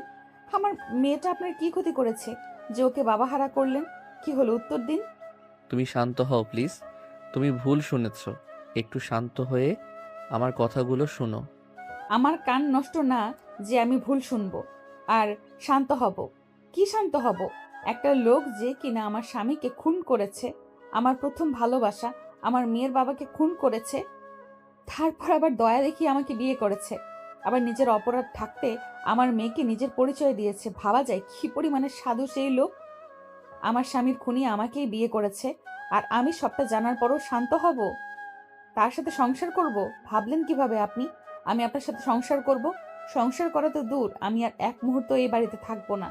আমার স্বামীর খুনির বাড়িতে থাকবো না আমি। এই মুহূর্তে আমি চলে যাব, আর আপনাকে আমার স্বামীর খুন করার জন্য শাস্তিও দেব। পার পাবেন না আপনি। ভাববেন না টাকা আছে তাই পার পেয়ে যাবেন। শাস্তি আপনাকে পেতেই হবে। টিয়া, তুমি আগে আমার কথাটা একটু শোনো, তারপর তোমার যা করার করো। প্লিজ, আগে আমার কথাটা শোনো। কিচ্ছু শুনবো না আমি। কিচ্ছু শুনতে চাই না। এখন মিথ্যা বলে আমাকে ম্যানিপুলেট করতে এসেছেন তাই না? আমি আপনাকে আর বিশ্বাস করি না। ভাগ্যিস আমি তখন দাদির ঘরে গিয়েছিলাম, না হলে তো কখনো এই সত্যিটা জানতেই পারতাম না। না না টিয়া, তুমি ভুল বুঝছো। সবটা তুমি শোনোনি।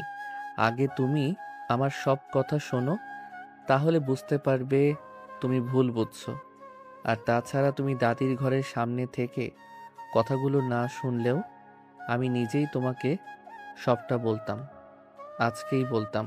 হো, তাই নাকি? চোর কিনা নিজেই নিজের চুরির কথা স্বীকার করতো? এই আপনি সরুন তো আমার সামনে থেকে। আমাকে আর আমার কাজ করতে দিন। টিয়া আয়নের কোনো কথা না শুনেই নিজের জামা কাপড় গোছাতে থাকে।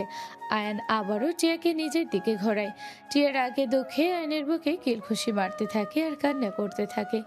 টিয়াকে কোনোভাবেই সামলাতে না পেরে আয়ন জোর করে টিয়াকে জড়িয়ে ধরে। টিয়া নিজেকে ছাড়ানোর জন্য অনেক চেষ্টা করতে থাকে, কিন্তু পারে না। শেষে নিজেকে ছাড়াতে না পেরে টিয়া ক্লান্ত হয়ে হাল ছেড়ে দেয়। আয়নের বুকে মাথা রেখে কান্না করতে করতে বলে, কেন করলেন আপনি এমনটা? কি অপরাধ ছিল রায়ানের যে ওকে মেরে ফেললেন? আমি তো আপনাকে অন্যরকম ভেবেছিলাম। রায়ানের পরে আর কেউ যদি আমার মনে জায়গা পায়, সেই ব্যক্তিটা হলেন আপনি। তাহলে কেন আপনি এমন একজন খুনি হয়ে আজকে আমার সামনে দাঁড়ালেন? নিজের জীবনটাকে আবারও নতুন করে আপনার সাথে শুরু করতে চেয়েছিলাম।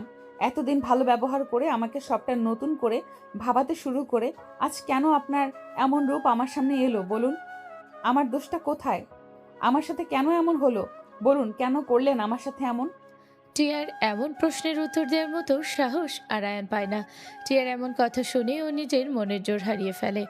ওর মনে হতে থাকে ও রায়ানের খুনি। রায়ান টিয়া আর রাহার সাথেও অন্যায় করেছে। আয়ান টিয়াকে নিজের বুক থেকে সরিয়ে একবার টিয়ার চোখের দিকে তাকায়, সেখানেও নিজের জন্য ঘৃণা দেখতে পায়। আয়ান টিয়াকে আর আটকানোর চেষ্টা করে না। ও ভিতরে ভিতরে খুব ভেঙে পড়ে। টলতে টলতে বেলকনিতে চলে যায়। টিয়া প্রচুর কান্না করতে থাকে। কান্না করতে করতে ও নিজের লাগে লাগেজ গোছায়। লাগেজ গোছানো হয়ে গেলে ও রুম থেকে চলে যেতে থাকে। রুমের বাহিরে পা রাখার আগে ও আরও একবার বেলকনির দিকে তাকায়। তারপর নিজের মনকে শক্ত করে রুম থেকে বেরিয়ে আসে। টিয়া বেরিয়ে যেতেই আয়ন বেলকনি থেকে রুমে আসে। রুমে এসে ও আয়নের সামনে দাঁড়ায়। আয়ন নিজেকে দেখে ওর নিজেরও অনেক রাগ হয়, ঘৃণা হয়। ওর কাছে মনে হয় ও একজন খুনি। ও এত মেন্টাল স্ট্রেস আর নিতে পারে না। গায়ের সর্বশক্তি দিয়ে আয়নায় ঘুষি মারে। আয়না ভেঙে টুকরো টুকরো হয়ে যায়। আয়নের হাত কেটে সেখান থেকে রক্ত পড়তে থাকে। এদিকে টিয়া আহির ঘরে গিয়ে রাহাকে সাথে করে নিয়ে আসে। তারপর রাহাকে নিয়ে চলে যেতে থাকে। ওদের যেতে দাদি দেখে নাই। সিঁড়ির উপরে রেলিংয়ে দাঁড়িয়ে আয়নও টিয়ার যাওয়া দেখে। ওরা চলে গেলে আয়ন নিজের রুমে গিয়ে দরজা আটকে দেয়। রাতে খাওয়ার জন্য ডাকলে ও দরজা খোলে না। দাদি আয়নের এমন অবস্থা দেখে সহ্য করতে পারে না। ছোটবেলায় আহির জন্মের সময় ওর মা মারা যায়। তারপর থেকে দাদি আয়ন আর আহিকে মানুষ করে। আয়নের প্রতি ওনার অন্যরকম একটা টান কাজ করে সবসময়। উনি সিদ্ধান্ত নেন উনি নিজেই টিয়াকে ফিরিয়ে আনবেন। সেই রাতেই উনি টিয়াদের বাসায় যান। আব্বু আসবো? হ্যাঁ, এসো। আব্বু, রকির সাথে কথা বলেছি, ও কালকে সকালে আসবে। আচ্ছা, ঠিক আছে। আব্বু, আমি তাহলে আসছি। আহি, শোনো। হ্যাঁ আব্বু, বলো। ওই মেয়েটা হঠাৎ চলে গেল কেন? ভাবির কথা বলছো? হ্যাঁ, ওই আর কি। সেটা আমিও ঠিক জানি না। ভাবি আমার রুমে আসলো, রাহাকে নিয়ে চলে গেল। তবে ভাবি কান্না করছিল তখন। হয়তো ওদের দুজনের ঝগড়া হয়েছে হবে। আয়ানও তো আজকে সেই যে দরজা আটকেছে আর খুললো না, রাতে তো খোলও না। যাই হোক, আবার তো বিদায় হয়েছে, এতেই আমি খুশি। ভাবি আর রাহা চলে যাওয়ায় তুমি সত্যি খুশি হয়েছো আব্বু? অবশ্যই খুশি হয়েছি। কেন, তোমার কোনো সন্দেহ আছে? না, আজকে সকালে রাহা খাওয়ার পরে ও যখন তোমার রুমে চলে আসে তখন তো দেখলাম ওকে কোলে বসিয়ে গল্প করছো। না তো, আমি কেন পরের মেয়ের সাথে গল্প করব? তা তো তুমিই ভালো বলতে পারবে। যাই হোক, আসছি আমি। আহির প্রশ্নে আব্বু থতমত খেয়ে যায়। বাচ্চা মেয়ে ওনার খুবই পছন্দের। সকালে রাহা ওনার রুমে আসে, উনি খুবই খুশি হন। রাহাকে কোলে বসিয়ে ওর সাথে গল্প করতে থাকেন। বাহিরে সবার সামনে উনি রাহাকে আর টিয়াকে না মানলেও মনে মনে ওনার জন্য ওনার চিন্তা হয়। আর রাহা খুবই মিষ্টি একটা বাচ্চা। প্রথম দেখাতেই ওকে ওনার ভালো লাগে। উনি তো সুযোগ খুঁজছিলেন রাহাকে আদর করার জন্য, কিন্তু উনি বুঝতে পারেননি আহির সবটা দেখে নিয়েছে। উনি আহির সামনে কিছুটা লজ্জায় পড়ে যায়। আহি চলে যাওয়ার পরে উনি সারা ঘরে পায়চারি করতে থাকেন। রাহা আর টিয়ার জন্য ওনার খুব চিন্তা হতে থাকে। ছোট একটা বাচ্চাকে নিয়ে টিয়া কোথায় গেছে একা একা সেটাই ভাবতে থাকেন। উনি মনে মনে একটা প্ল্যান করেন আয়নকে এমন কিছু কথা বলবেন যাতে করে ও রেগে যায়, আর রেগে গিয়ে টিয়া আর রাহাকে ফিরিয়ে আনে। উনি সকালের জন্য অপেক্ষা করতে থাকেন। সকালে সবাই যখন খাওয়ার জন্য ডাইনিংয়ে আসে, আয়নও আসে। আয়নকে দেখে আব্বু বলে, শুনলাম সেই মেয়ে নাকি চলে গেছে। কোন মেয়ে? যাকে তুমি বিয়ে করে আনলে। আয়ন আর কিছু না বলে মাথা নিচু করে খাওয়া শুরু করে। আয়নকে চুপ করে থাকতে দেখে আব্বু বলে, যাক বাবা, আপদ তাহলে বিদায় হয়েছে। আব্বু ভাবে আপদ বলে আয়ন হয়তো কোনো রিয়াক্ট করবে, হয়তো রেগে যাবে, কিন্তু ওনাকে অবাক করে দিয়ে আয়ন চুপ করে থাকে। ও এমনভাবে সব কিছু ইগনোর করে যেন ও কিছু শুনতেই পায়নি। আয়নকে এমন নিরুত্তর দেখে আব্বু আবারও বলেন, আমি জানতাম ওই মেয়ে সংসার করার মতো মেয়ে না। ওইসব মেয়ে কখনো ভালো হয় নাকি? দেখো গিয়ে এখানে এসেছিল টাকার জন্য, যখন দেখলো টাকা হাতাতে পারবে না অমনি চলে গেল। আমি লিখে দিতে পারি, তুমি যদি এখন ওকে ফিরিয়ে আনতে যাও ও আসবে না, কারণ এসব মেয়েরা টাকা ছাড়া কিছু চেনে না। আব্বু ভেবেছিল এসব বেলায় হয়তো এবার আয়ন রেগে যাবে, আর রেগে গিয়ে হলেও টিয়াকে ফেরত আনতে যাবে, কিন্তু ওনাকে ভুল প্রমাণিত করে আয়ন এবারও কিছু বলে না। ও হাত ধুয়ে উঠে চলে যায়। আয়নকে না খেয়ে চলে যেতে দেখে আব্বুর অনেক খারাপ লাগে। উনি নিজের মনে নিজেকেই গালি দিতে থাকেন, কেন এসব বললেন। আর আয়ন ওনার জন্য না খেয়ে চলে গেল। মন খারাপ করেই দরজার দিকে তাকাতেই উনি দেখেন দরজায় টিয়া দাঁড়িয়ে আছে রাহাকে কোলে নিয়ে। ওদের দেখে উনি মনে মনে খুশি হলেও সেটা প্রকাশ করেন না। টিয়া বাসার ভেতরে এসে রাহাকে কোল থেকে নামিয়ে আহির কাছে দেয়। তারপর আহির থেকে জানতে পারে আয়ন না খেয়ে চলে গেছে। টিয়া একটা প্লেটে খাবার নিয়ে আয়নের রুমের দিকে যায়। আহি রাহাকে একটা চেয়ারে বসিয়ে খাইয়ে দিতে থাকে। তখনও ওর ফোনে রকির কল আসে। ও রাহাকে কোলে নিয়ে ওর রুমে চলে যায়। রুমে গিয়ে রকিকে কল ব্যাক করে। হ্যাঁ বলো। আমি না একটা জরুরি কাজে পড়ে গেছি, আজকে আমি আসতে পারবো না, কালকে আসি প্লিজ। তুমি একটু আঙ্কেলকে ম্যানেজ করো। আচ্ছা ঠিক আছে। এটা বলার জন্য কল দিয়েছিলাম, এখন রাখছি। আহিকে আর কিছু বলতে না দিয়ে রকি কল কেটে দেয়। এতে করে আহির মনটা খারাপ হয়ে যায়। আহি ফোনটা রেখে রাহার সাথে খেলা করতে থাকে। টিয়া আয়নের রুমে গিয়ে রেখে দরজা খোলা আছে। ও ভিতরে গিয়ে কোথাও আয়নকে দেখতে পায় না। খাবারের প্লেট টেবিলে রেখে ও ব্যালকনির দিকে যায়। ব্যালকনিতে গিয়ে দেখে আয়ন দাঁড়িয়ে সিগারেট খাচ্ছে। ও পেছন থেকে বলে, সিগারেট খাওয়া কিন্তু ভালো অভ্যাস না। সিগারেট খেলে আমি আর আমার মেয়ে কিন্তু আপনার সাথে কথা বলবো না। টিয়ার কণ্ঠ শুনে আয়ন চমকে যায়। ও সিগারেট ফেলে দিয়ে পেছনে তাকিয়ে দেখে টিয়া দাঁড়িয়ে আছে। টিয়াকে দেখে আয়ন গিয়ে ওকে জড়িয়ে ধরে। টিয়াকে জড়িয়ে ধরে ও কেঁদে দেয়। ও কখনো কল্পনা করতে পারেনি যে টিয়া আবার ফেরত আসবে। টিয়াকে দেখেও নিজেকে আর সামলাতে পারে না, তাই ওকে জড়িয়ে ধরে কান্না করতে থাকে। আয়নকে এমন করতে দেখে টিয়া প্রথমে একটু অবাক হয়, তারপর ও নিজেও আয়নকে জড়িয়ে ধরে। এ বাবা, এত বড় ছেলে নাকি কান্না করছে! ছি, লোকে দেখলে কি বলবে? লোকে কি বললো না বললো তাতে আমার কিছু যায় আসে না। তো কান্না করছেন কেন শুনি? তোমাকে হারানোর ভয়ে আমি ভেবেছিলাম তুমি আর কখনো আসবে না। টিয়া, আমি তোমাকে হারাতে চাই না। তোমাকে ছাড়া আমি থাকতে পারবো না। কেন হারাতে পারবেন না শুনি? কারণ আমি তোমাকে ভালোবাসি। আই লাভ ইউ টিয়া। তুমি জানো না আমি তোমাকে অনেক আগে থেকে ভালোবাসি। I love you so much. Ayan যে টিয়াকে ভালোবাসার কথা বলবে টিয়া কল্পনাও করতে পারেনি। ও একদম থম মেরে যায়। আয়ন টিয়াকে আরো শক্ত করে জড়িয়ে ধরে। টিয়া নিজেকে কিছুটা ধাতস্থ করে আয়নের থেকে নিজেকে ছাড়িয়ে নেয়। কি হলো, সরে গেলে যে? আচ্ছা, তুমি কি আমার প্রতি কোনো কিছু ফিল করো না? আমাদের সম্পর্কটাকে এখনো মানতে পারোনি?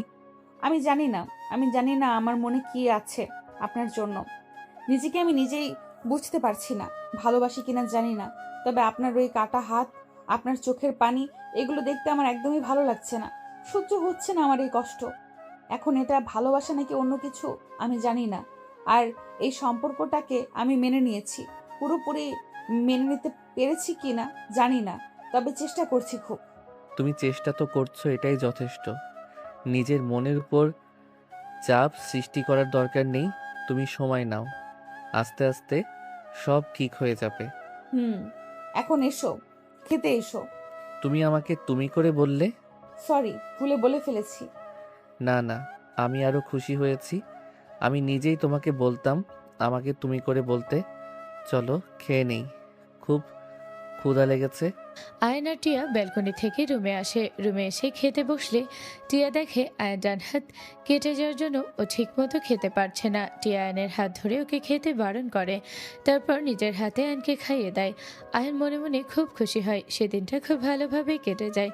পরের দিন সকালে আয়নের আব্বু টিয়াকে নিজের ঘরে ডেকে পাঠান। আয়ন সাথে যেতে চাইলে আব্বু বারণ করেন। উনি শুধু টিয়াকে একা ওনার রুমে ডাকেন। টিয়া ভয়ে ভয়ে ওনার রুমের দরজার কাছে গিয়ে দরজায় টোকা মারে। আসবো? দরজা খোলা আছে, এসো। আমাকে কেন ডেকেছেন আঙ্কেল? বেয়াদব মেয়ে কথাকার। আমি কি কোনো ভুল করেছি আঙ্কেল? শ্বশুরকে আঙ্কেল বলে কে ডাকে? হ্যাঁ। আবার কি? তুমি যেহেতু আয়নের বউ, সেহেতু আমি সম্পর্কে তোমার শ্বশুরই হই। আর শ্বশুরকে আঙ্কেল বলতে হয় না। তো কি বলবো? আয়ন আমাকে কি বলে? আব্বু বলে। তাহলে তুমিও আব্বু বলবে। আব্বু? হ্যাঁ, আব্বু। টিয়া কল্পনাও করতে পারেনি আয়নের আব্বু ওকে মেনে নেবে। সরাসরি না বলেও ওনাকে আব্বু বলে উনি বুঝিয়ে দিয়েছেন। টিয়াকে উনি পুত্রবধূ হিসেবে মেনে নিয়েছেন। খুশিতে টিয়ার চোখে পানি চলে আসে। ও গিয়ে আয়নের আব্বুর পায়ে হাত দিয়ে সালাম করতে যায়। আব্বু ওকে আটকায় আর বলে, পায়ে হাত দিয়ে সালাম করতে হয় না। এই মেয়ে তো দেখছি কিছুই জানে না। তোমাকে দোয়া করে দিচ্ছি, সালাম করতে হবে না। যাই হোক, তোমাকে যে কারণে ডেকে পাঠিয়েছি সেটা শোনো আগে। হ্যাঁ আব্বু, বলুন। আমার মেয়ে আহি একটা ছেলেকে ভালোবাসে, ছেলেটাও ওকে ভালোবাসে। ওরা একে অপরকে বিয়ে করতে চায়। ছেলেটা একটা ভালো চাকরি করে, ওয়েল সেটেল। ওর পরিবার বলতে কেউ নেই, অনাথ। সেটাও আমার কোনো সমস্যা নেই। আমার কাছে আমার মেয়ের খুশিটাই আগে। ছেলেটার নাম রকি। আজকে ওর আসার কথা ছিল, আমার সাথে দেখা করার কথা ছিল, কিন্তু একটা জরুরি কাজ পড়ে যাওয়ায় ও আসতে পারেনি। কালকে সকালে আসবে, দুপুরে আমাদের বাসায় খেয়ে তারপরে যাবে। আমি চাই ওর মেহমানদারি তুমি করো। আহি আর আয়ানের তো মা বেঁচে নেই, থাকলে ওই সবই করতো। তুমি যেহেতু আহির একমাত্র ভাবি, তাই এখন এই দায়িত্ব আমি তোমাকে দিচ্ছি। আপনি কোনো চিন্তা করবেন না, আমি সবটা সামলে নেব। এই প্রথমবার আপনি আমায় কোনো দায়িত্ব দিয়েছেন। আমি নিজের সর্বোচ্চ দিয়ে চেষ্টা করব সবটা যেন ভালোভাবে মেটে। কি আইটেম রান্না করতে হবে আপনি বলুন, সেটা আমায় বলে দেবেন। সেটা তুমিই দেখে নিও, যেটা করলে ভালো হয় করো, আর নিজের মতো করে করো সব। আচ্ছা আব্বু, আসছি আমি। দাঁড়াও। আয়নের আব্বু অদ্রব খুলে সেখান থেকে একটা গয়নার বাক্স বের করেন। গয়নার বাক্সটা টিয়ার দিকে এগিয়ে দিয়ে বলেন, এটা আয়নার আম্মুর গহনা, একটা নেকলেসের সেট। এটাও নিজের ছেলের বউয়ের জন্য কিনেছিল আরো আগে। আজকেও বেঁচে থাকলে এটা নিজের হাতে তোমাকে দিত। ও তো নেই, তাই আমিই দিচ্ছি। দেখো, তোমাদের বিয়েটা যেমনই হোক, যেভাবেই হোক, হয়েছে তো। বিয়েটা তো আর অস্বীকার করা যায় না, আর না তো এটা অস্বীকার করা যায় যে তুমি আয়নের স্ত্রী। আয়নের স্ত্রী হিসাবে এটা তোমার প্রাপ্য।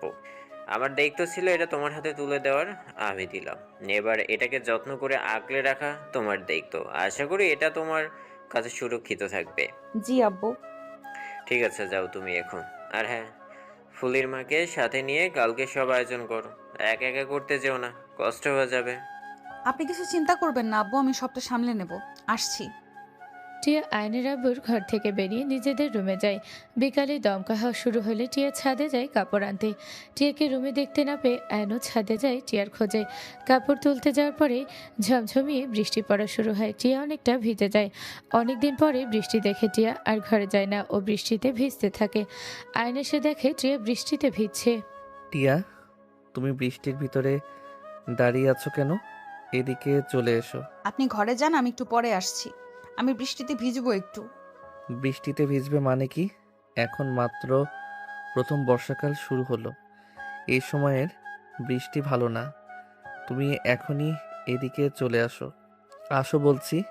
জি না, আমি বৃষ্টিতে ভিজবো যখন বলেছি তখন ভিজবো। আপনি দাঁড়িয়ে থাকলে থাকুন, নয়তো ঘরে চলে যান। তুমি আসবে না তো? না, আসবো না। দাঁড়াও, আমি আসছি। কথাটা বলে আয়ন দৌড়ে যায় টিয়াকে ধরার জন্য। আয়নকে দৌড়ে আসতে দেখে টিয়া নিজেও দৌড়ে পালাতে যায়। ছাদ পিছলা হয়, টিয়া পা স্লিপ করে পড়ে যায়। আয়ন দৌড়ে এসে টিয়াকে ধরার চেষ্টা করেও ব্যর্থ হয়। পড়ে গিয়ে টিয়া কোমরে অনেক ব্যথা পায়। একা একা ওঠার চেষ্টা করে ও উঠতে পারে না। ব্যথায় ওর চোখে পানি চলে আসে। আয়ন ওর কাছে এসে হাত এগিয়ে দেয়। তুমি একটা উঠতে পারবে না? এসো, আমার হাত ধরে উঠে এসো।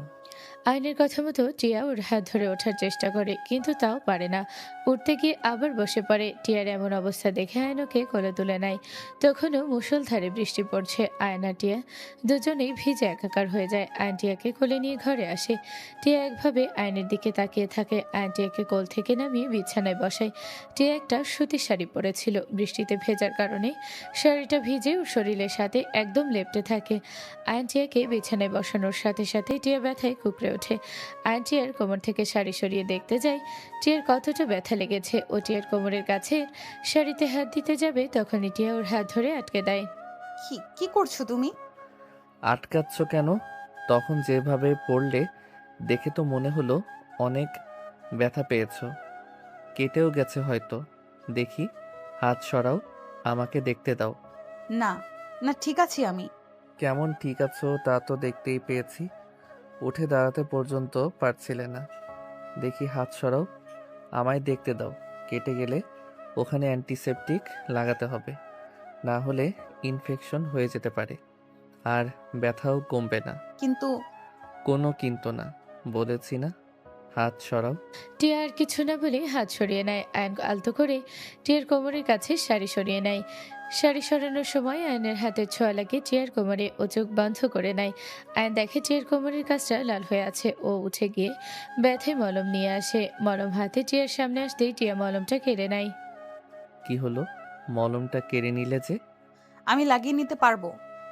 পারবে না তুমি। দাও ওটা আমার কাছে, আমি লাগিয়ে দিচ্ছি। না, পারবো আমি। জেদ কেন করছো? বললাম না তুমি পারবে না। তোমার হাত ওই অবধি যাবে না। আর তুমি ঠিকভাবে দেখে লাগাতে পারবে না। তাই জেদ করা বাদ দিয়ে মলমটা দাও, আমি লাগিয়ে দিচ্ছি। আপনি জেদ করা বাদ দিন। আমি বললাম না আমি পারবো? তাহলে আপনি কেন অযথা জেদ করছেন? ওকে লাগাও, তুমি দেখি কেমন পারো। টিয়া মলম নিয়ে কোমরে লাগাতে যায়, কিন্তু পারে না। ওর হাত অত দূর অব্দি পৌঁছায় না। এদিকে কোমরে ব্যথা বাড়তেই থাকে। টিয়া বারবার চেষ্টা করতে থাকে, কিন্তু কোনোভাবেই পারে না মলমটা লাগাতে। এত সময় ধরে আয়ন টিয়ার কর্মকাণ্ড দেখছিল বুকে হাত বেঁধে। কি হলো, লাগাও মলমটা। খুব তো বললে পারবে, এখন লাগাচ্ছ না কেন? আয়নের কথাই টিয়া ইনোসেন্ট ফেস করে আয়নের দিকে তাকায় আর বলে, পারছি না তো লাগাতে, একটু লাগিয়ে দাও না। অতিরিক্ত বেশি বোঝো তুমি। দাও, এদিকে দাও। টিয়া মলমটা আয়নের হাতে দেয়। আয়ন মলম নিয়ে টিয়ার কোমরের কাছে সারি সরায়। আবারও আয়নের হাতের ছোঁয়া লাগে টিয়ার কোমরে। টিয়া শিহরণে কেঁপে ওঠে ও চোখ বন্ধ করে নেয়। আয়ন টিয়ার কোমরে মলম লাগানোর সময় টিয়া বিছানার চাদর খামচে ধরে। এক অন্যরকম শিহরণ বয়ে যায় ওর শরীরে। ওর শ্বাস প্রশ্বাস ঘন হয়ে ওঠে। চোখ বুজে ও জোরে জোরে শ্বাস নিতে থাকে। আয়ন মলম লাগানো শেষে টিয়ার দিকে তাকিয়ে দেখে টিয়া চোখ বুজে আছে। তখনও টিয়ার চোখে মুখে পানি ফোটা ছিল। বৃষ্টিতে ভেজার কারণে ওর নাকের ডগা ঠোঁট লাল হয়ে থাকে।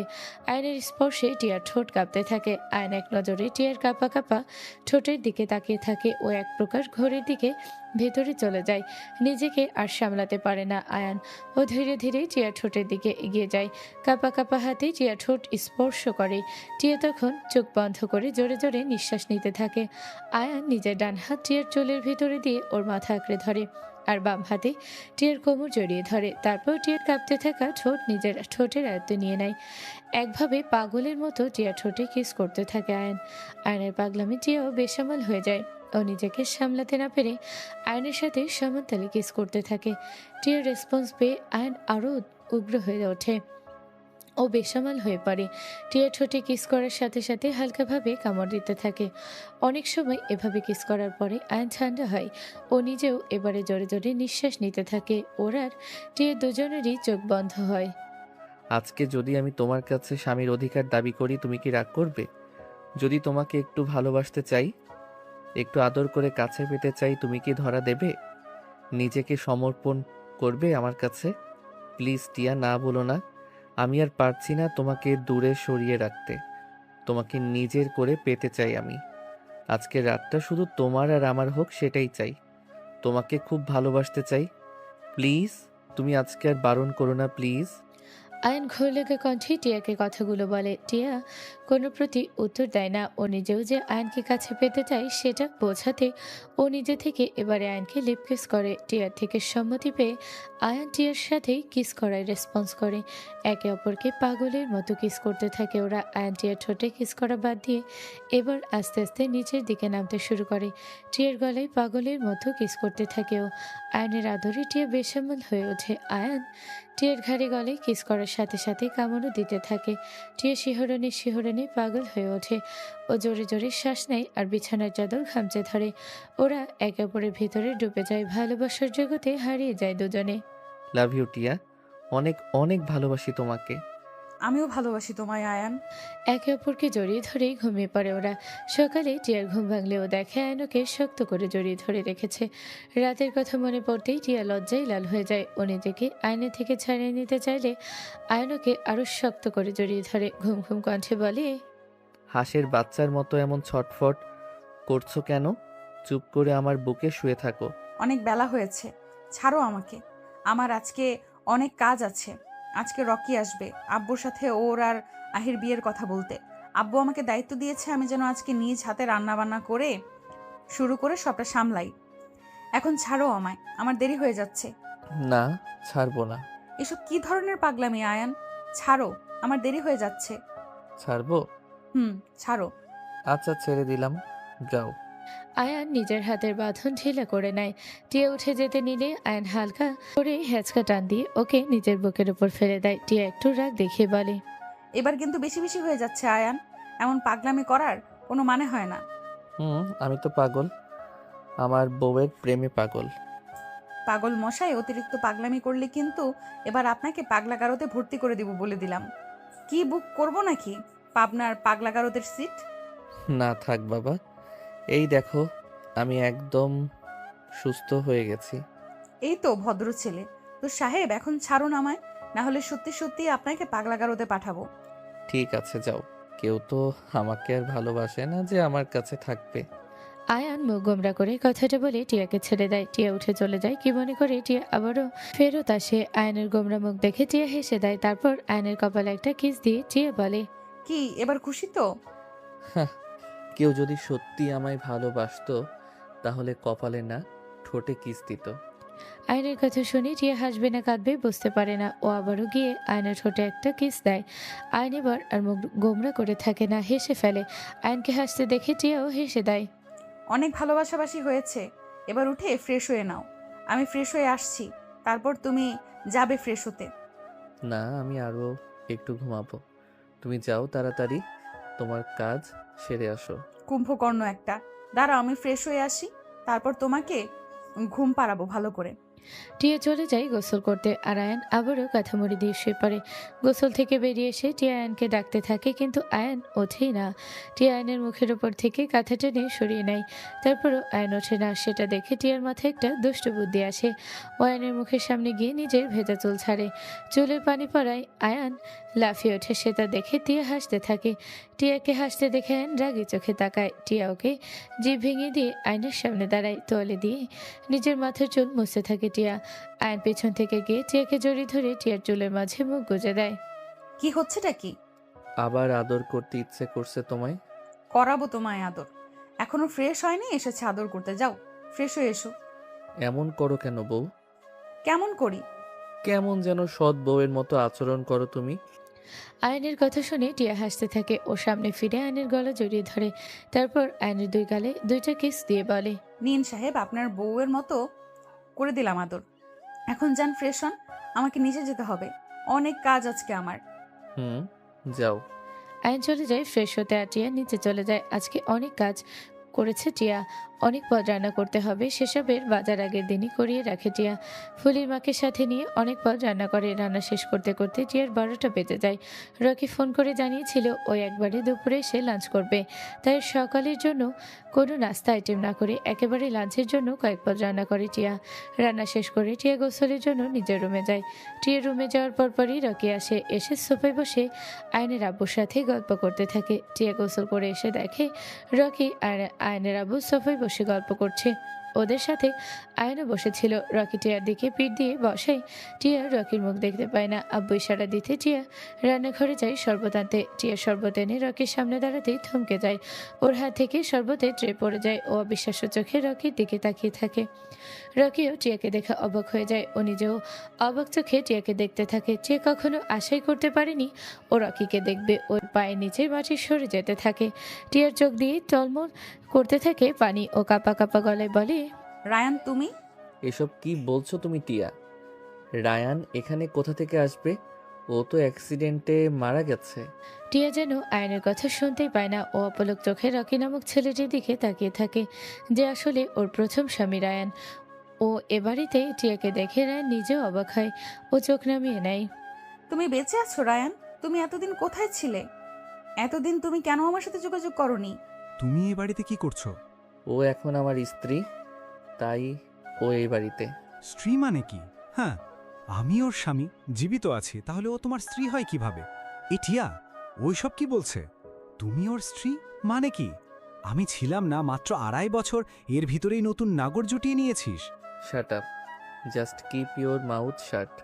তুমি আমার বাড়িতে দাঁড়িয়ে আমার বউকে উল্টাপাল্টা কথা বলার সাহস পাও কোথা থেকে? হ্যাঁ, এই তোমার বউ করছো কেন? হ্যাঁ, ও আমার বউ, আমার বিয়ে করাবো, আমি ওর স্বামী। এই টিয়া, তোর লজ্জা করলো না নতুন নাগরের সাথে সময় কাটাতে? বেশরম মেয়ে একটা। সেই অ্যাক্সিডেন্টে তুমি মারা যাওনি, তুমি বেঁচে আছো। তাহলে এতদিন কেন সামনে আসোনি? আর আহির সাথে কেন রিলেশনে জড়ালে? আজকে আমি এখানে না থাকলে তো কিছুদিন পরে ওর সাথে তোমার বিয়েও হয়ে যেত। তোমার নাম তো রকি না, আর না তো তুমি সিঙ্গেল। তাহলে নাম পরিচয় গোপন করে কেন এই বাড়িতে এসেছো? কেন আহির জীবনে এসেছো? ওকে ঠকাচ্ছ? কি হলো, এখন চুপ করে আছো কেন? উত্তর দাও। টিয়ার প্রশ্নে রায়ান থতমত খেয়ে যায়। এত সময় ও যেমন চোটপাট করছিল, এখন আর করে না। এখন একদম ভেজা বেড়ালের মতো মাথা নিচু করে দাঁড়িয়ে থাকে। উত্তর দাও রায়ান, চুপ করে থেকো না। কেন এতদিন লুকিয়েছিলে? তুমি জানো তোমার অবর্তমানে আমাকে কতটা সাফার করতে হয়েছে, কতটা কষ্টে আমি আমাদের মেয়ে ছিলাম। তুমি জীবিত থাকতেও আমাকে বিধবার মতো জীবন পার করতে হয়েছে। অনেক মানুষের অনেক লাঞ্ছনা অপমান সহ্য করতে হয়েছে। অলিগলির বাজে নেশাখোর ছেলেরা আমাকে পিঞ্চ করত, আমার দিকে বাজে নজরে তাকাতো। আমার লাইফটা একদম শেষ হয়ে গিয়েছিল, কেউ পাশে ছিল না। তুমি বেঁচে থেকেও লুকিয়েছিলে। কিসের জন্য লুকিয়েছিলে বলো, উত্তর দাও। আমার আড়ালে থাকার কারণ ছিল, তাই ছিলাম। কিন্তু তুই এতটুকু সময়ে নতুন নাগর জুটালি কেন? টিয়ার সম্বোধনে এমন বাজে মন্তব্য শুনে আয়ন নিজেকে কন্ট্রোল করতে পারে না। ও উঠে গিয়ে রায়নকে মারতে থাকে, রায়নের পেটে ঘুষি মারতে থাকে। রায়নের শার্টের কলার ধরে বলে, এ কি বললি তুই? তোর সাহস হয় কিভাবে আমার স্ত্রীকে এসব বাজে কথা বলিস? তোকে একদম মেরে পুঁতে দেবো, বুঝলি? ক্ষমা চা এক্ষুনি, ক্ষমা চা ওর কাছে। ক্ষমা? তাও ওর মতো নষ্টার কাছে? ওর কাছে আমার জুটাও ক্ষমা চাইবে না। রায়নের কথা শুনে রাগে আয়নের চোখ লাল হয়ে যায়। ওর মাথা কাজ করা বন্ধ করে দেয়। আয়ন নিজের প্যান্টের বেল্ট খুলে রায়নকে মারতে থাকে। মার খেয়ে রায়নের অবস্থা খারাপ হয়ে যায়। ও ঠোঁট কেটে রক্ত পড়তে থাকে। আয়নের মার সহ্য করতে না পেরে রায়ন টিয়ার কাছে গিয়ে ওর পায়ে ধরে ক্ষমা চাইতে থাকে। টিয়া, আমি ভুল করে ফেলেছি। Sorry, really very sorry. Okay থামাও প্লিজ, ও আমাকে মেরে ফেলবে। ওকে থামাও প্লিজ। তুমি তো আমার ভালোবাসো, বলো তাহলে আমার আঘাতে কি তোমার কষ্ট হচ্ছে না? ওকে থামাও টিয়া। আয়ন গিয়ে রায়নকে টিয়ার পায়ের কাছ থেকে তুলে নিয়ে আবারও মারতে যাবে, তখনও টিয়া ওর হাত ধরে আটকায় আর বলে, ওকে ওকে তুমি আর মেরো না। টিয়া, তুমি এই কথা বলছো? এই ছেলেটা এত সময় ধরে তোমাকে কত বাজে বাজে কথা বলল, আর তুমি কি না ওকে মারতে বারণ করছো? টিয়া আয়নকে বারণ করায়। আয়ন মনে মনে ভাবে টিয়া হয়তো এখনও রায়নকে ভালোবাসে, তাই মারতে বারণ করছে। ও মনে টিয়াকে হারিয়ে ফেলার ভয় কাজ করতে থাকে। ওর কপাল বেয়ে ঘাম পড়তে থাকে। ও অসহায়ভাবে টিয়ার দিকে তাকায়। টিয়া ওর দিকে একবার তাকিয়ে রায়নের সামনে গিয়ে দাঁড়ায়, তারপর সজোরে রায়নের গালে একটা চড় বসায়। রায়নের শার্টের কলার ধরে ঝাঁকাতে ঝাঁকাতে বলে, হ্যাঁ ভালোবাসতাম, তবে আজকে তোমার করা আচরণের পরে আর ভালোবাসি না। কি যেন বলছিলে তুমি? নষ্টা নাগর জুটিয়েছি। তুমি আমার স্বামী, তুমি আমার স্বামী বেঁচে থাকতেও কেন লুকিয়েছিলে? কেন আমাকে বিধবা হয়ে কষ্টে দিন পার করতে হয়েছে? কেন আমার মেয়েটা এতদিন বাবার ভালোবাসা থেকে বঞ্চিত হয়েছে? আর তুমি আমাকে নষ্টা বলো কোন মুখে? তুমি নিজে কি বিবাহিত হওয়া সত্ত্বেও বউ বাচ্চা থেকে লুকিয়েছিলে, আবার নিজের নাম পরিচয় গোপন করে অন্য একটা মেয়ের সাথে ভালোবাসার নাটক করে তাকে ঠকাচ্ছিলে। আজকে আমি এখানে উপস্থিত না থাকলে 2 দিন পরে আহির সাথে তোমার বিয়েটাও হয়ে যেত। নষ্ট ক্যারেক্টারলেস তো তুমি। এখন সত্যি করে বলো, কেন এতদিন লুকিয়েছিলে?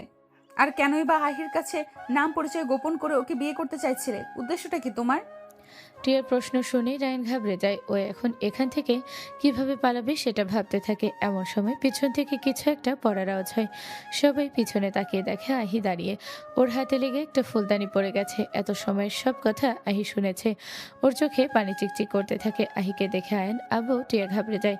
এত বড় একটা সত্যি আহি জেনে যার পরে ও কেমন রিয়েকশন দেবে সেটা ভেবে ওনারা সবাই ভয় পেতে থাকে।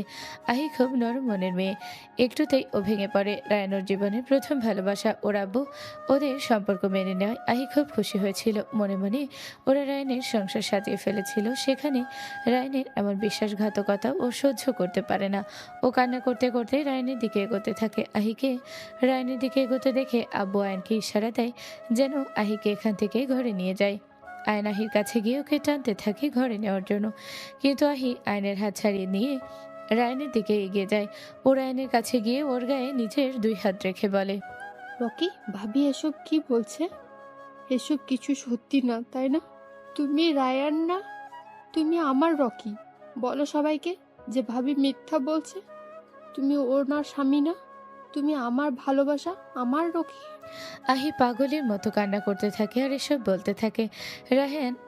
রায়ান আখির চোখের দিকে তাকানোর সাহস পায় না। ও নিজেও জানে আহি ওকে অনেক ভালোবাসে। আহির সামনে সব সত্যি চলে আসায় ও মনে মনে নিজেকে অপরাধী ভাবতে থাকে। রায়ানকে চুপ করে থাকতে দেখে আহি বুঝে যায় টিয়া যা বলছে সব সত্যি। ও ভিতর থেকে একদম ভেঙে পড়ে। রায়ানকে ও প্রচুর ভালোবেসেছিল। ওর জীবনের প্রথম ভালোবাসা রায়ান। তার থেকে এমন প্রতারণা আহি সহ্য করতে পারে না। ও রায়ানের গাল ছেড়ে দিয়ে দুপা পিছিয়ে যায়। নিজের ভালোবাসার মানুষের থেকে এত বড় ধোঁকা পেয়ে আহি কষ্টে শেষ হয়ে যেতে থাকে।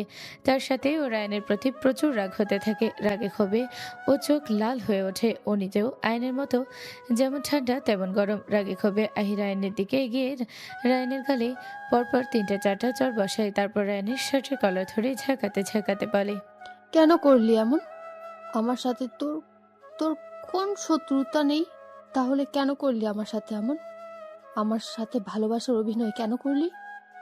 আমার মন নিয়ে কেন খেলা করলি? কি রে, চুপ করে আছিস কেন? মুখ খোল। আমার সব প্রশ্নের উত্তর আমার এক্ষুনি চাই। রায়ান কোনো কথারই উত্তর দেয় না। ও মাথা নিচু করে চুপ করে থাকে। রায়ানকে চুপ করে থাকতে দেখে আহি প্রচণ্ড রেগে যায়। ও রেগে বলে, বলবি না তুই, তাই না? আচ্ছা ঠিক আছে, দেখ এবার আমি কি করি। ভাইয়া, তুমি এক্ষুনি পুলিশকে কল করো। আমি এই ছেলেকে পুলিশে দেব। নিজের পরিচয় গোপন করে আমাকে ঠকানো এবং মিথ্যে বিয়ের প্রলোভন দেওয়ার অপরাধে আমি ওর নামে কেস করব। আমাকে সেই সব মেয়ের মতো ভেবো না যারা ঠকে গিয়ে ঘরের দরজা আটকে কাঁদে।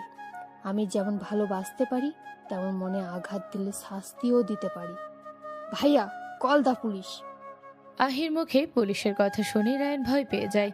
ভয়ে ও বলে, না না প্লিজ, পুলিশকে ডেকো না, আমি বলছি সবটা।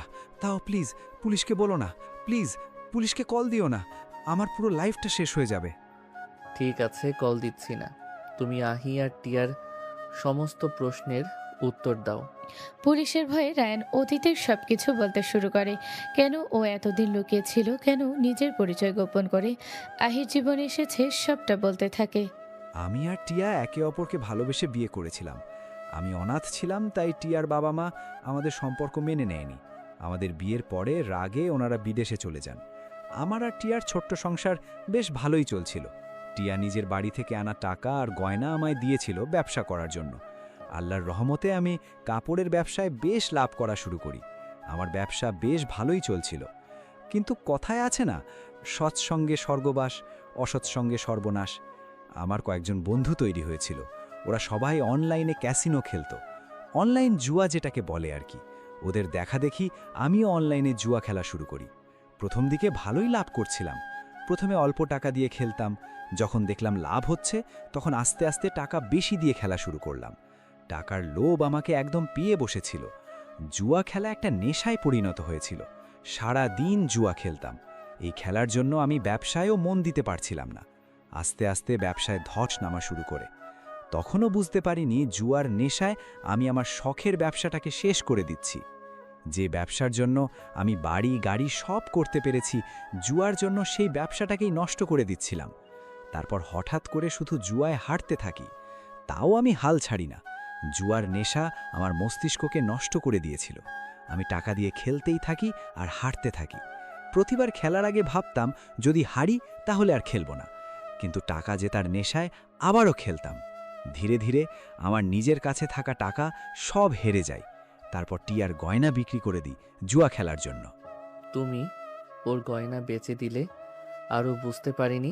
কেন বুঝতে পারবে না? ও জানতো সব। জুয়া খেলার জন্য ওর গয়না বেচলে আরও মেনে নিল? না, টিয়া জানতো না আমি জুয়া খেলি আর জুয়া খেলার জন্য ওর গয়না বেচেছি। ও জানতো হুট করে আমার দোকানে আগুন লেগে গেছে, আমি সর্বশান্ত হয়ে গেছি।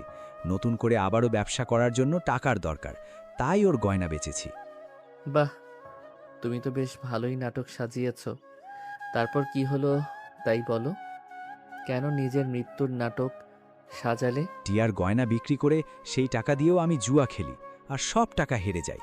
তারপর মানুষের থেকে ধার করে সুদে টাকা নিয়ে জুয়া খেলি, টাকা জেতার লোভে, কিন্তু সেই সব টাকাও হেরে যায়। এদিকে জুয়ার নেশায় ব্যবসায়ও মন দিতে পারছিলাম না। আমার সব দিক ডুবতে থাকে, ওইদিকে সুদ বাড়তে থাকে। আমি যার থেকে সুদে টাকা নিয়েছিলাম উনি একজন গুন্ডা ছিলেন। 1 লাখ টাকা সুদ বাড়তে বাড়তে 1.5 লাখে পৌঁছে গেছিল। ওই লোক আমাকে টাকার জন্য চাপ দিতে থাকে। ওনার কাছে ছাড়াও আরও অনেকের কাছে ধার করেছিলাম, সবাই চাপ দিতে থাকে। উনি সবচেয়ে বেশি টাকা পেত, আর গুন্ডা হওয়ায় ওনার ভয়ে টাকা পরিশোধের জন্য ওনার থেকে 1 বছরের সময় নিয়ে আমাদের বাড়ি ওনার কাছে বন্ধক দিয়ে দিই। কিন্তু বছর প্রায় শেষ হতে থাকে, তাও আমি কোনোভাবে ওনার টাকা পরিশোধ করতে পারি না। এর ভিতরে জানতে পারি টিয়া প্রেগনেন্ট। ও প্রেগনেন্ট হওয়ার পরে আমি বুঝতে পারি জীবনে কত বড় ভুল করেছি জুয়ায় আসক্ত হয়ে। জুয়া যে আমার থেকে আমার বাড়ি, গাড়ি, ব্যবসা সব ছিনিয়ে নিয়েছে সেটা বুঝতে পারি। তখন নিজের কাছে প্রতিজ্ঞা করি আর কখনো জুয়া খেলব না। কিন্তু আমার বুঝতে অনেকটা দেরি হয়ে গেছিল। ততদিনে সব শেষ হয়ে গেছিল। সব পাওনাদারেরা টাকার জন্য ভীষণ চাপ দিচ্ছিল। কিন্তু টিয়া এসবের কিছুই জানত না। ওই অ্যাক্সিডেন্টের দিন ওই গুন্ডা লোকটার সাথে দেখা করতে গেছিলাম আমি। ওই লোক আমাকে সেদিন জানে মেরে ফেলার হুমকি দিয়েছিল আর বলেছিল 1 সপ্তাহের ভিতরে ওনার টাকা শোধ না করলে উনি আমাকে মেরে ফেলবেন। একদিকে এই দেনা, তার উপর নিজের অনাগত সন্তানের ভবিষ্যতের কথা চিন্তা করে আমি আগে থেকেই অনেক টেনশনে ছিলাম। তার ভিতরে নিজের জানের হুমকি, সব মিলিয়ে সেদিন আমি নিজের ভিতর ছিলাম না। প্রচুর ভয়ে ছিলাম, কারণ ওই গুন্ডা আগেও এমন মানুষকে টাকা সুদে দিয়ে ফেরত না পাওয়ায় তাদের খুন করেছে। সেসব তো বুঝলাম, কিন্তু সেদিনের ওই অ্যাক্সিডেন্টে তুমি বাঁচলে কিভাবে? আর তুমি যদি বেঁচেই থাকো তো ওই লাশটা কার ছিল? হ্যাঁ, ওই লাশটা কার ছিল? ওই দিন তো তুমি একা ছিলে, তাই না? আর ওই লাশটার গায়ে তো তোমার পরে যাওয়া কাপড় ঘড়ি সব ছিল, লম্বা চওড়াও তোমার মতোই ছিল। না, তুমি সবটা জানো না। ওই দিন আমি একা ছিলাম না। ওই গুন্ডার ডেরায় একা যাওয়ার সাহস আমার ছিল না। আমার সাথে আমার অনাথ আশ্রমের এক বন্ধু জেমস গেছিল। ওর বডি ফিটনেস আমারই মতো ছিল। পাহাড়ের খাদে পড়লেও আমরা পড়েছিলাম লতা পাতার ভিতরে। দুজনেই বেশ আহত হয়েছিলাম, কিন্তু মারা যায়নি, শুধু জ্ঞান হারিয়েছিলাম। তাহলে এই লাশটা কোথা থেকে আসলো? ওটা জেমসের লাশ ছিল। কিন্তু তুমি যে বললে ও বেঁচে ছিল, শুধু জ্ঞান হারিয়েছিল আর আহত ছিল, তাহলে ও মারা গেছিল কিভাবে? তার মানে ওকে তুমি... হ্যাঁ, ওকে আমি মেরে ফেলেছি। যখন আমার জ্ঞান ফিরেছিল তখন ও জ্ঞান ছিল, বেঁচে ছিল। তুমি কেন ওকে মেরে ফেললে? তুমি তো খুনি নও, তাহলে কেন খুন করলে একজন নির্দোষকে? নিজে বাঁচতে। মানে? ওর জ্ঞান ফেরানোর জন্য ওকে ডাকতে যাব, তখনই আমার মাথায় একটা বুদ্ধি আসে, ওকে মেরে ফেলার বুদ্ধি। ওকে মেরে ফেলে ওর মুখ পাথর দিয়ে থেতলে দিই আমি, যাতে করে ওর চেহারা চেনা না যায়। আমি ভেবেছিলাম যদি একবার প্রমাণিত হয় যে অ্যাক্সিডেন্টে আমি মারা গেছি, তাহলে আমি লুকিয়ে থাকবো 1-2 বছর। আমার মৃত্যুর কথা জানাজানি হলে দেনাদাররাও আর কিছু করতে পারবে না, আর ওই কুন্ডার হাত থেকেও আমি বেঁচে যাব। ছি, নিজের পাপ থাকতে একটা নির্দোষ মানুষকে মেরে ফেললে তুমি? আমার ভাবতেও ঘৃণা হচ্ছে। আমি তোমার মতো একটা অমানুষকে বিয়ে করেছিলাম, ভালোবেসেছিলাম। তারপর কি হয়েছিল? ওকে মেরে ফেলার পরে আমার পোশাক ওকে পরিয়ে দিয়েছিলাম। আমার ওয়ালেট, ঘড়ি সব ওর পাশে রেখেছিলাম। আর টিয়া জানতো ওই দিন আমি একা ছিলাম, তাই জেমসের কথাও জানতো না। জেমস অনাথ হওয়ায় ওকে কেউ খোঁজেও নি। ব্যাস, সবটা সহজ হয়ে গেছিল। একটা সমস্যা ছিল, যদি পোস্টমর্টেম হতো তাহলে ডিএনএ টেস্টে প্রমাণ হয়ে যেত লাশটা আমার না, জেমসের। কিন্তু আয়ান সবটা সহজ করে দেয় নিজের পাওয়ার খাটিয়ে পোস্টমর্টেম আটকে দিয়ে, যার ফলে কেউ আর জানতে পারে না লাশটা আমার না, জেমসের। তারপর আমি এই শহর ছেড়ে বগুড়া চলে যাই। সেখানে গিয়ে নিজের নাম পরিচয় বদলে রকি নামে নতুন জীবন শুরু করি। তুমি নিজেকে বাঁচাতে আমাকে আর আমার মেয়েকে একা ফেলে চলে গেলে। একবারও ভাবলে না আমি একা একটা মেয়ে প্রেগনেন্ট অবস্থায় কিভাবে দিন পার করব? আই এম সরি টিয়া, নিজেকে বাঁচাতে আমি তোমাকে একা ফেলে চলে গেছিলাম। আমি ভেবেছিলাম 1-2 বছর পরে সবাই এই ঘটনা ভুলে গেলে আমি আবার তোমার আর আমার মেয়ের কাছে ফেরত আসব, তারপর তোমাদের নিয়ে এই শহর ছেড়ে চলে যাব। তাহলে এর মাঝে আহিকে কেন আনলে? ওর সাথে এই নাটক কেন করলে? টাকার লোভের কারণে।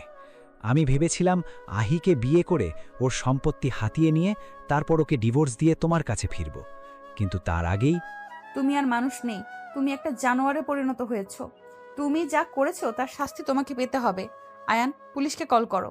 হ্যাঁ, করো। আমি নিজেও অপরাধ বোধে শেষ হয়ে যাচ্ছি। আমার কাছের বন্ধুকে খুন করার অপরাধ বোধ আমাকে কুড়ে কুড়ে খায় সব সময়। আমিও চাই আমার শাস্তি হোক। আয়ান পুলিশকে কল করে রায়ান নিজে থেকে পুলিশের কাছে সারেন্ডার করে। পুলিশের সাথে যাওয়ার আগে ও রাহাকে একবার কোলে নিয়ে আদর করতে চায়। টিয়া বারণ করে না। রায়ান মুখে মুখে টিয়াকে তালাক দিয়ে যায় আর আহির কাছেও ক্ষমা চায়। টিয়া ভেঙে পড়লেও আয়ান ওকে সামলে নেয়। রাহাকে নিয়ে ওদের দুজনের দিন ভালোই কাটতে থাকে। রাহাও আয়ানকে নিজের বাবা হিসেবে জানে। ভালোবাসায় ওদের সংসার বেশ ভালোই কাটতে থাকে। সমাপ্ত।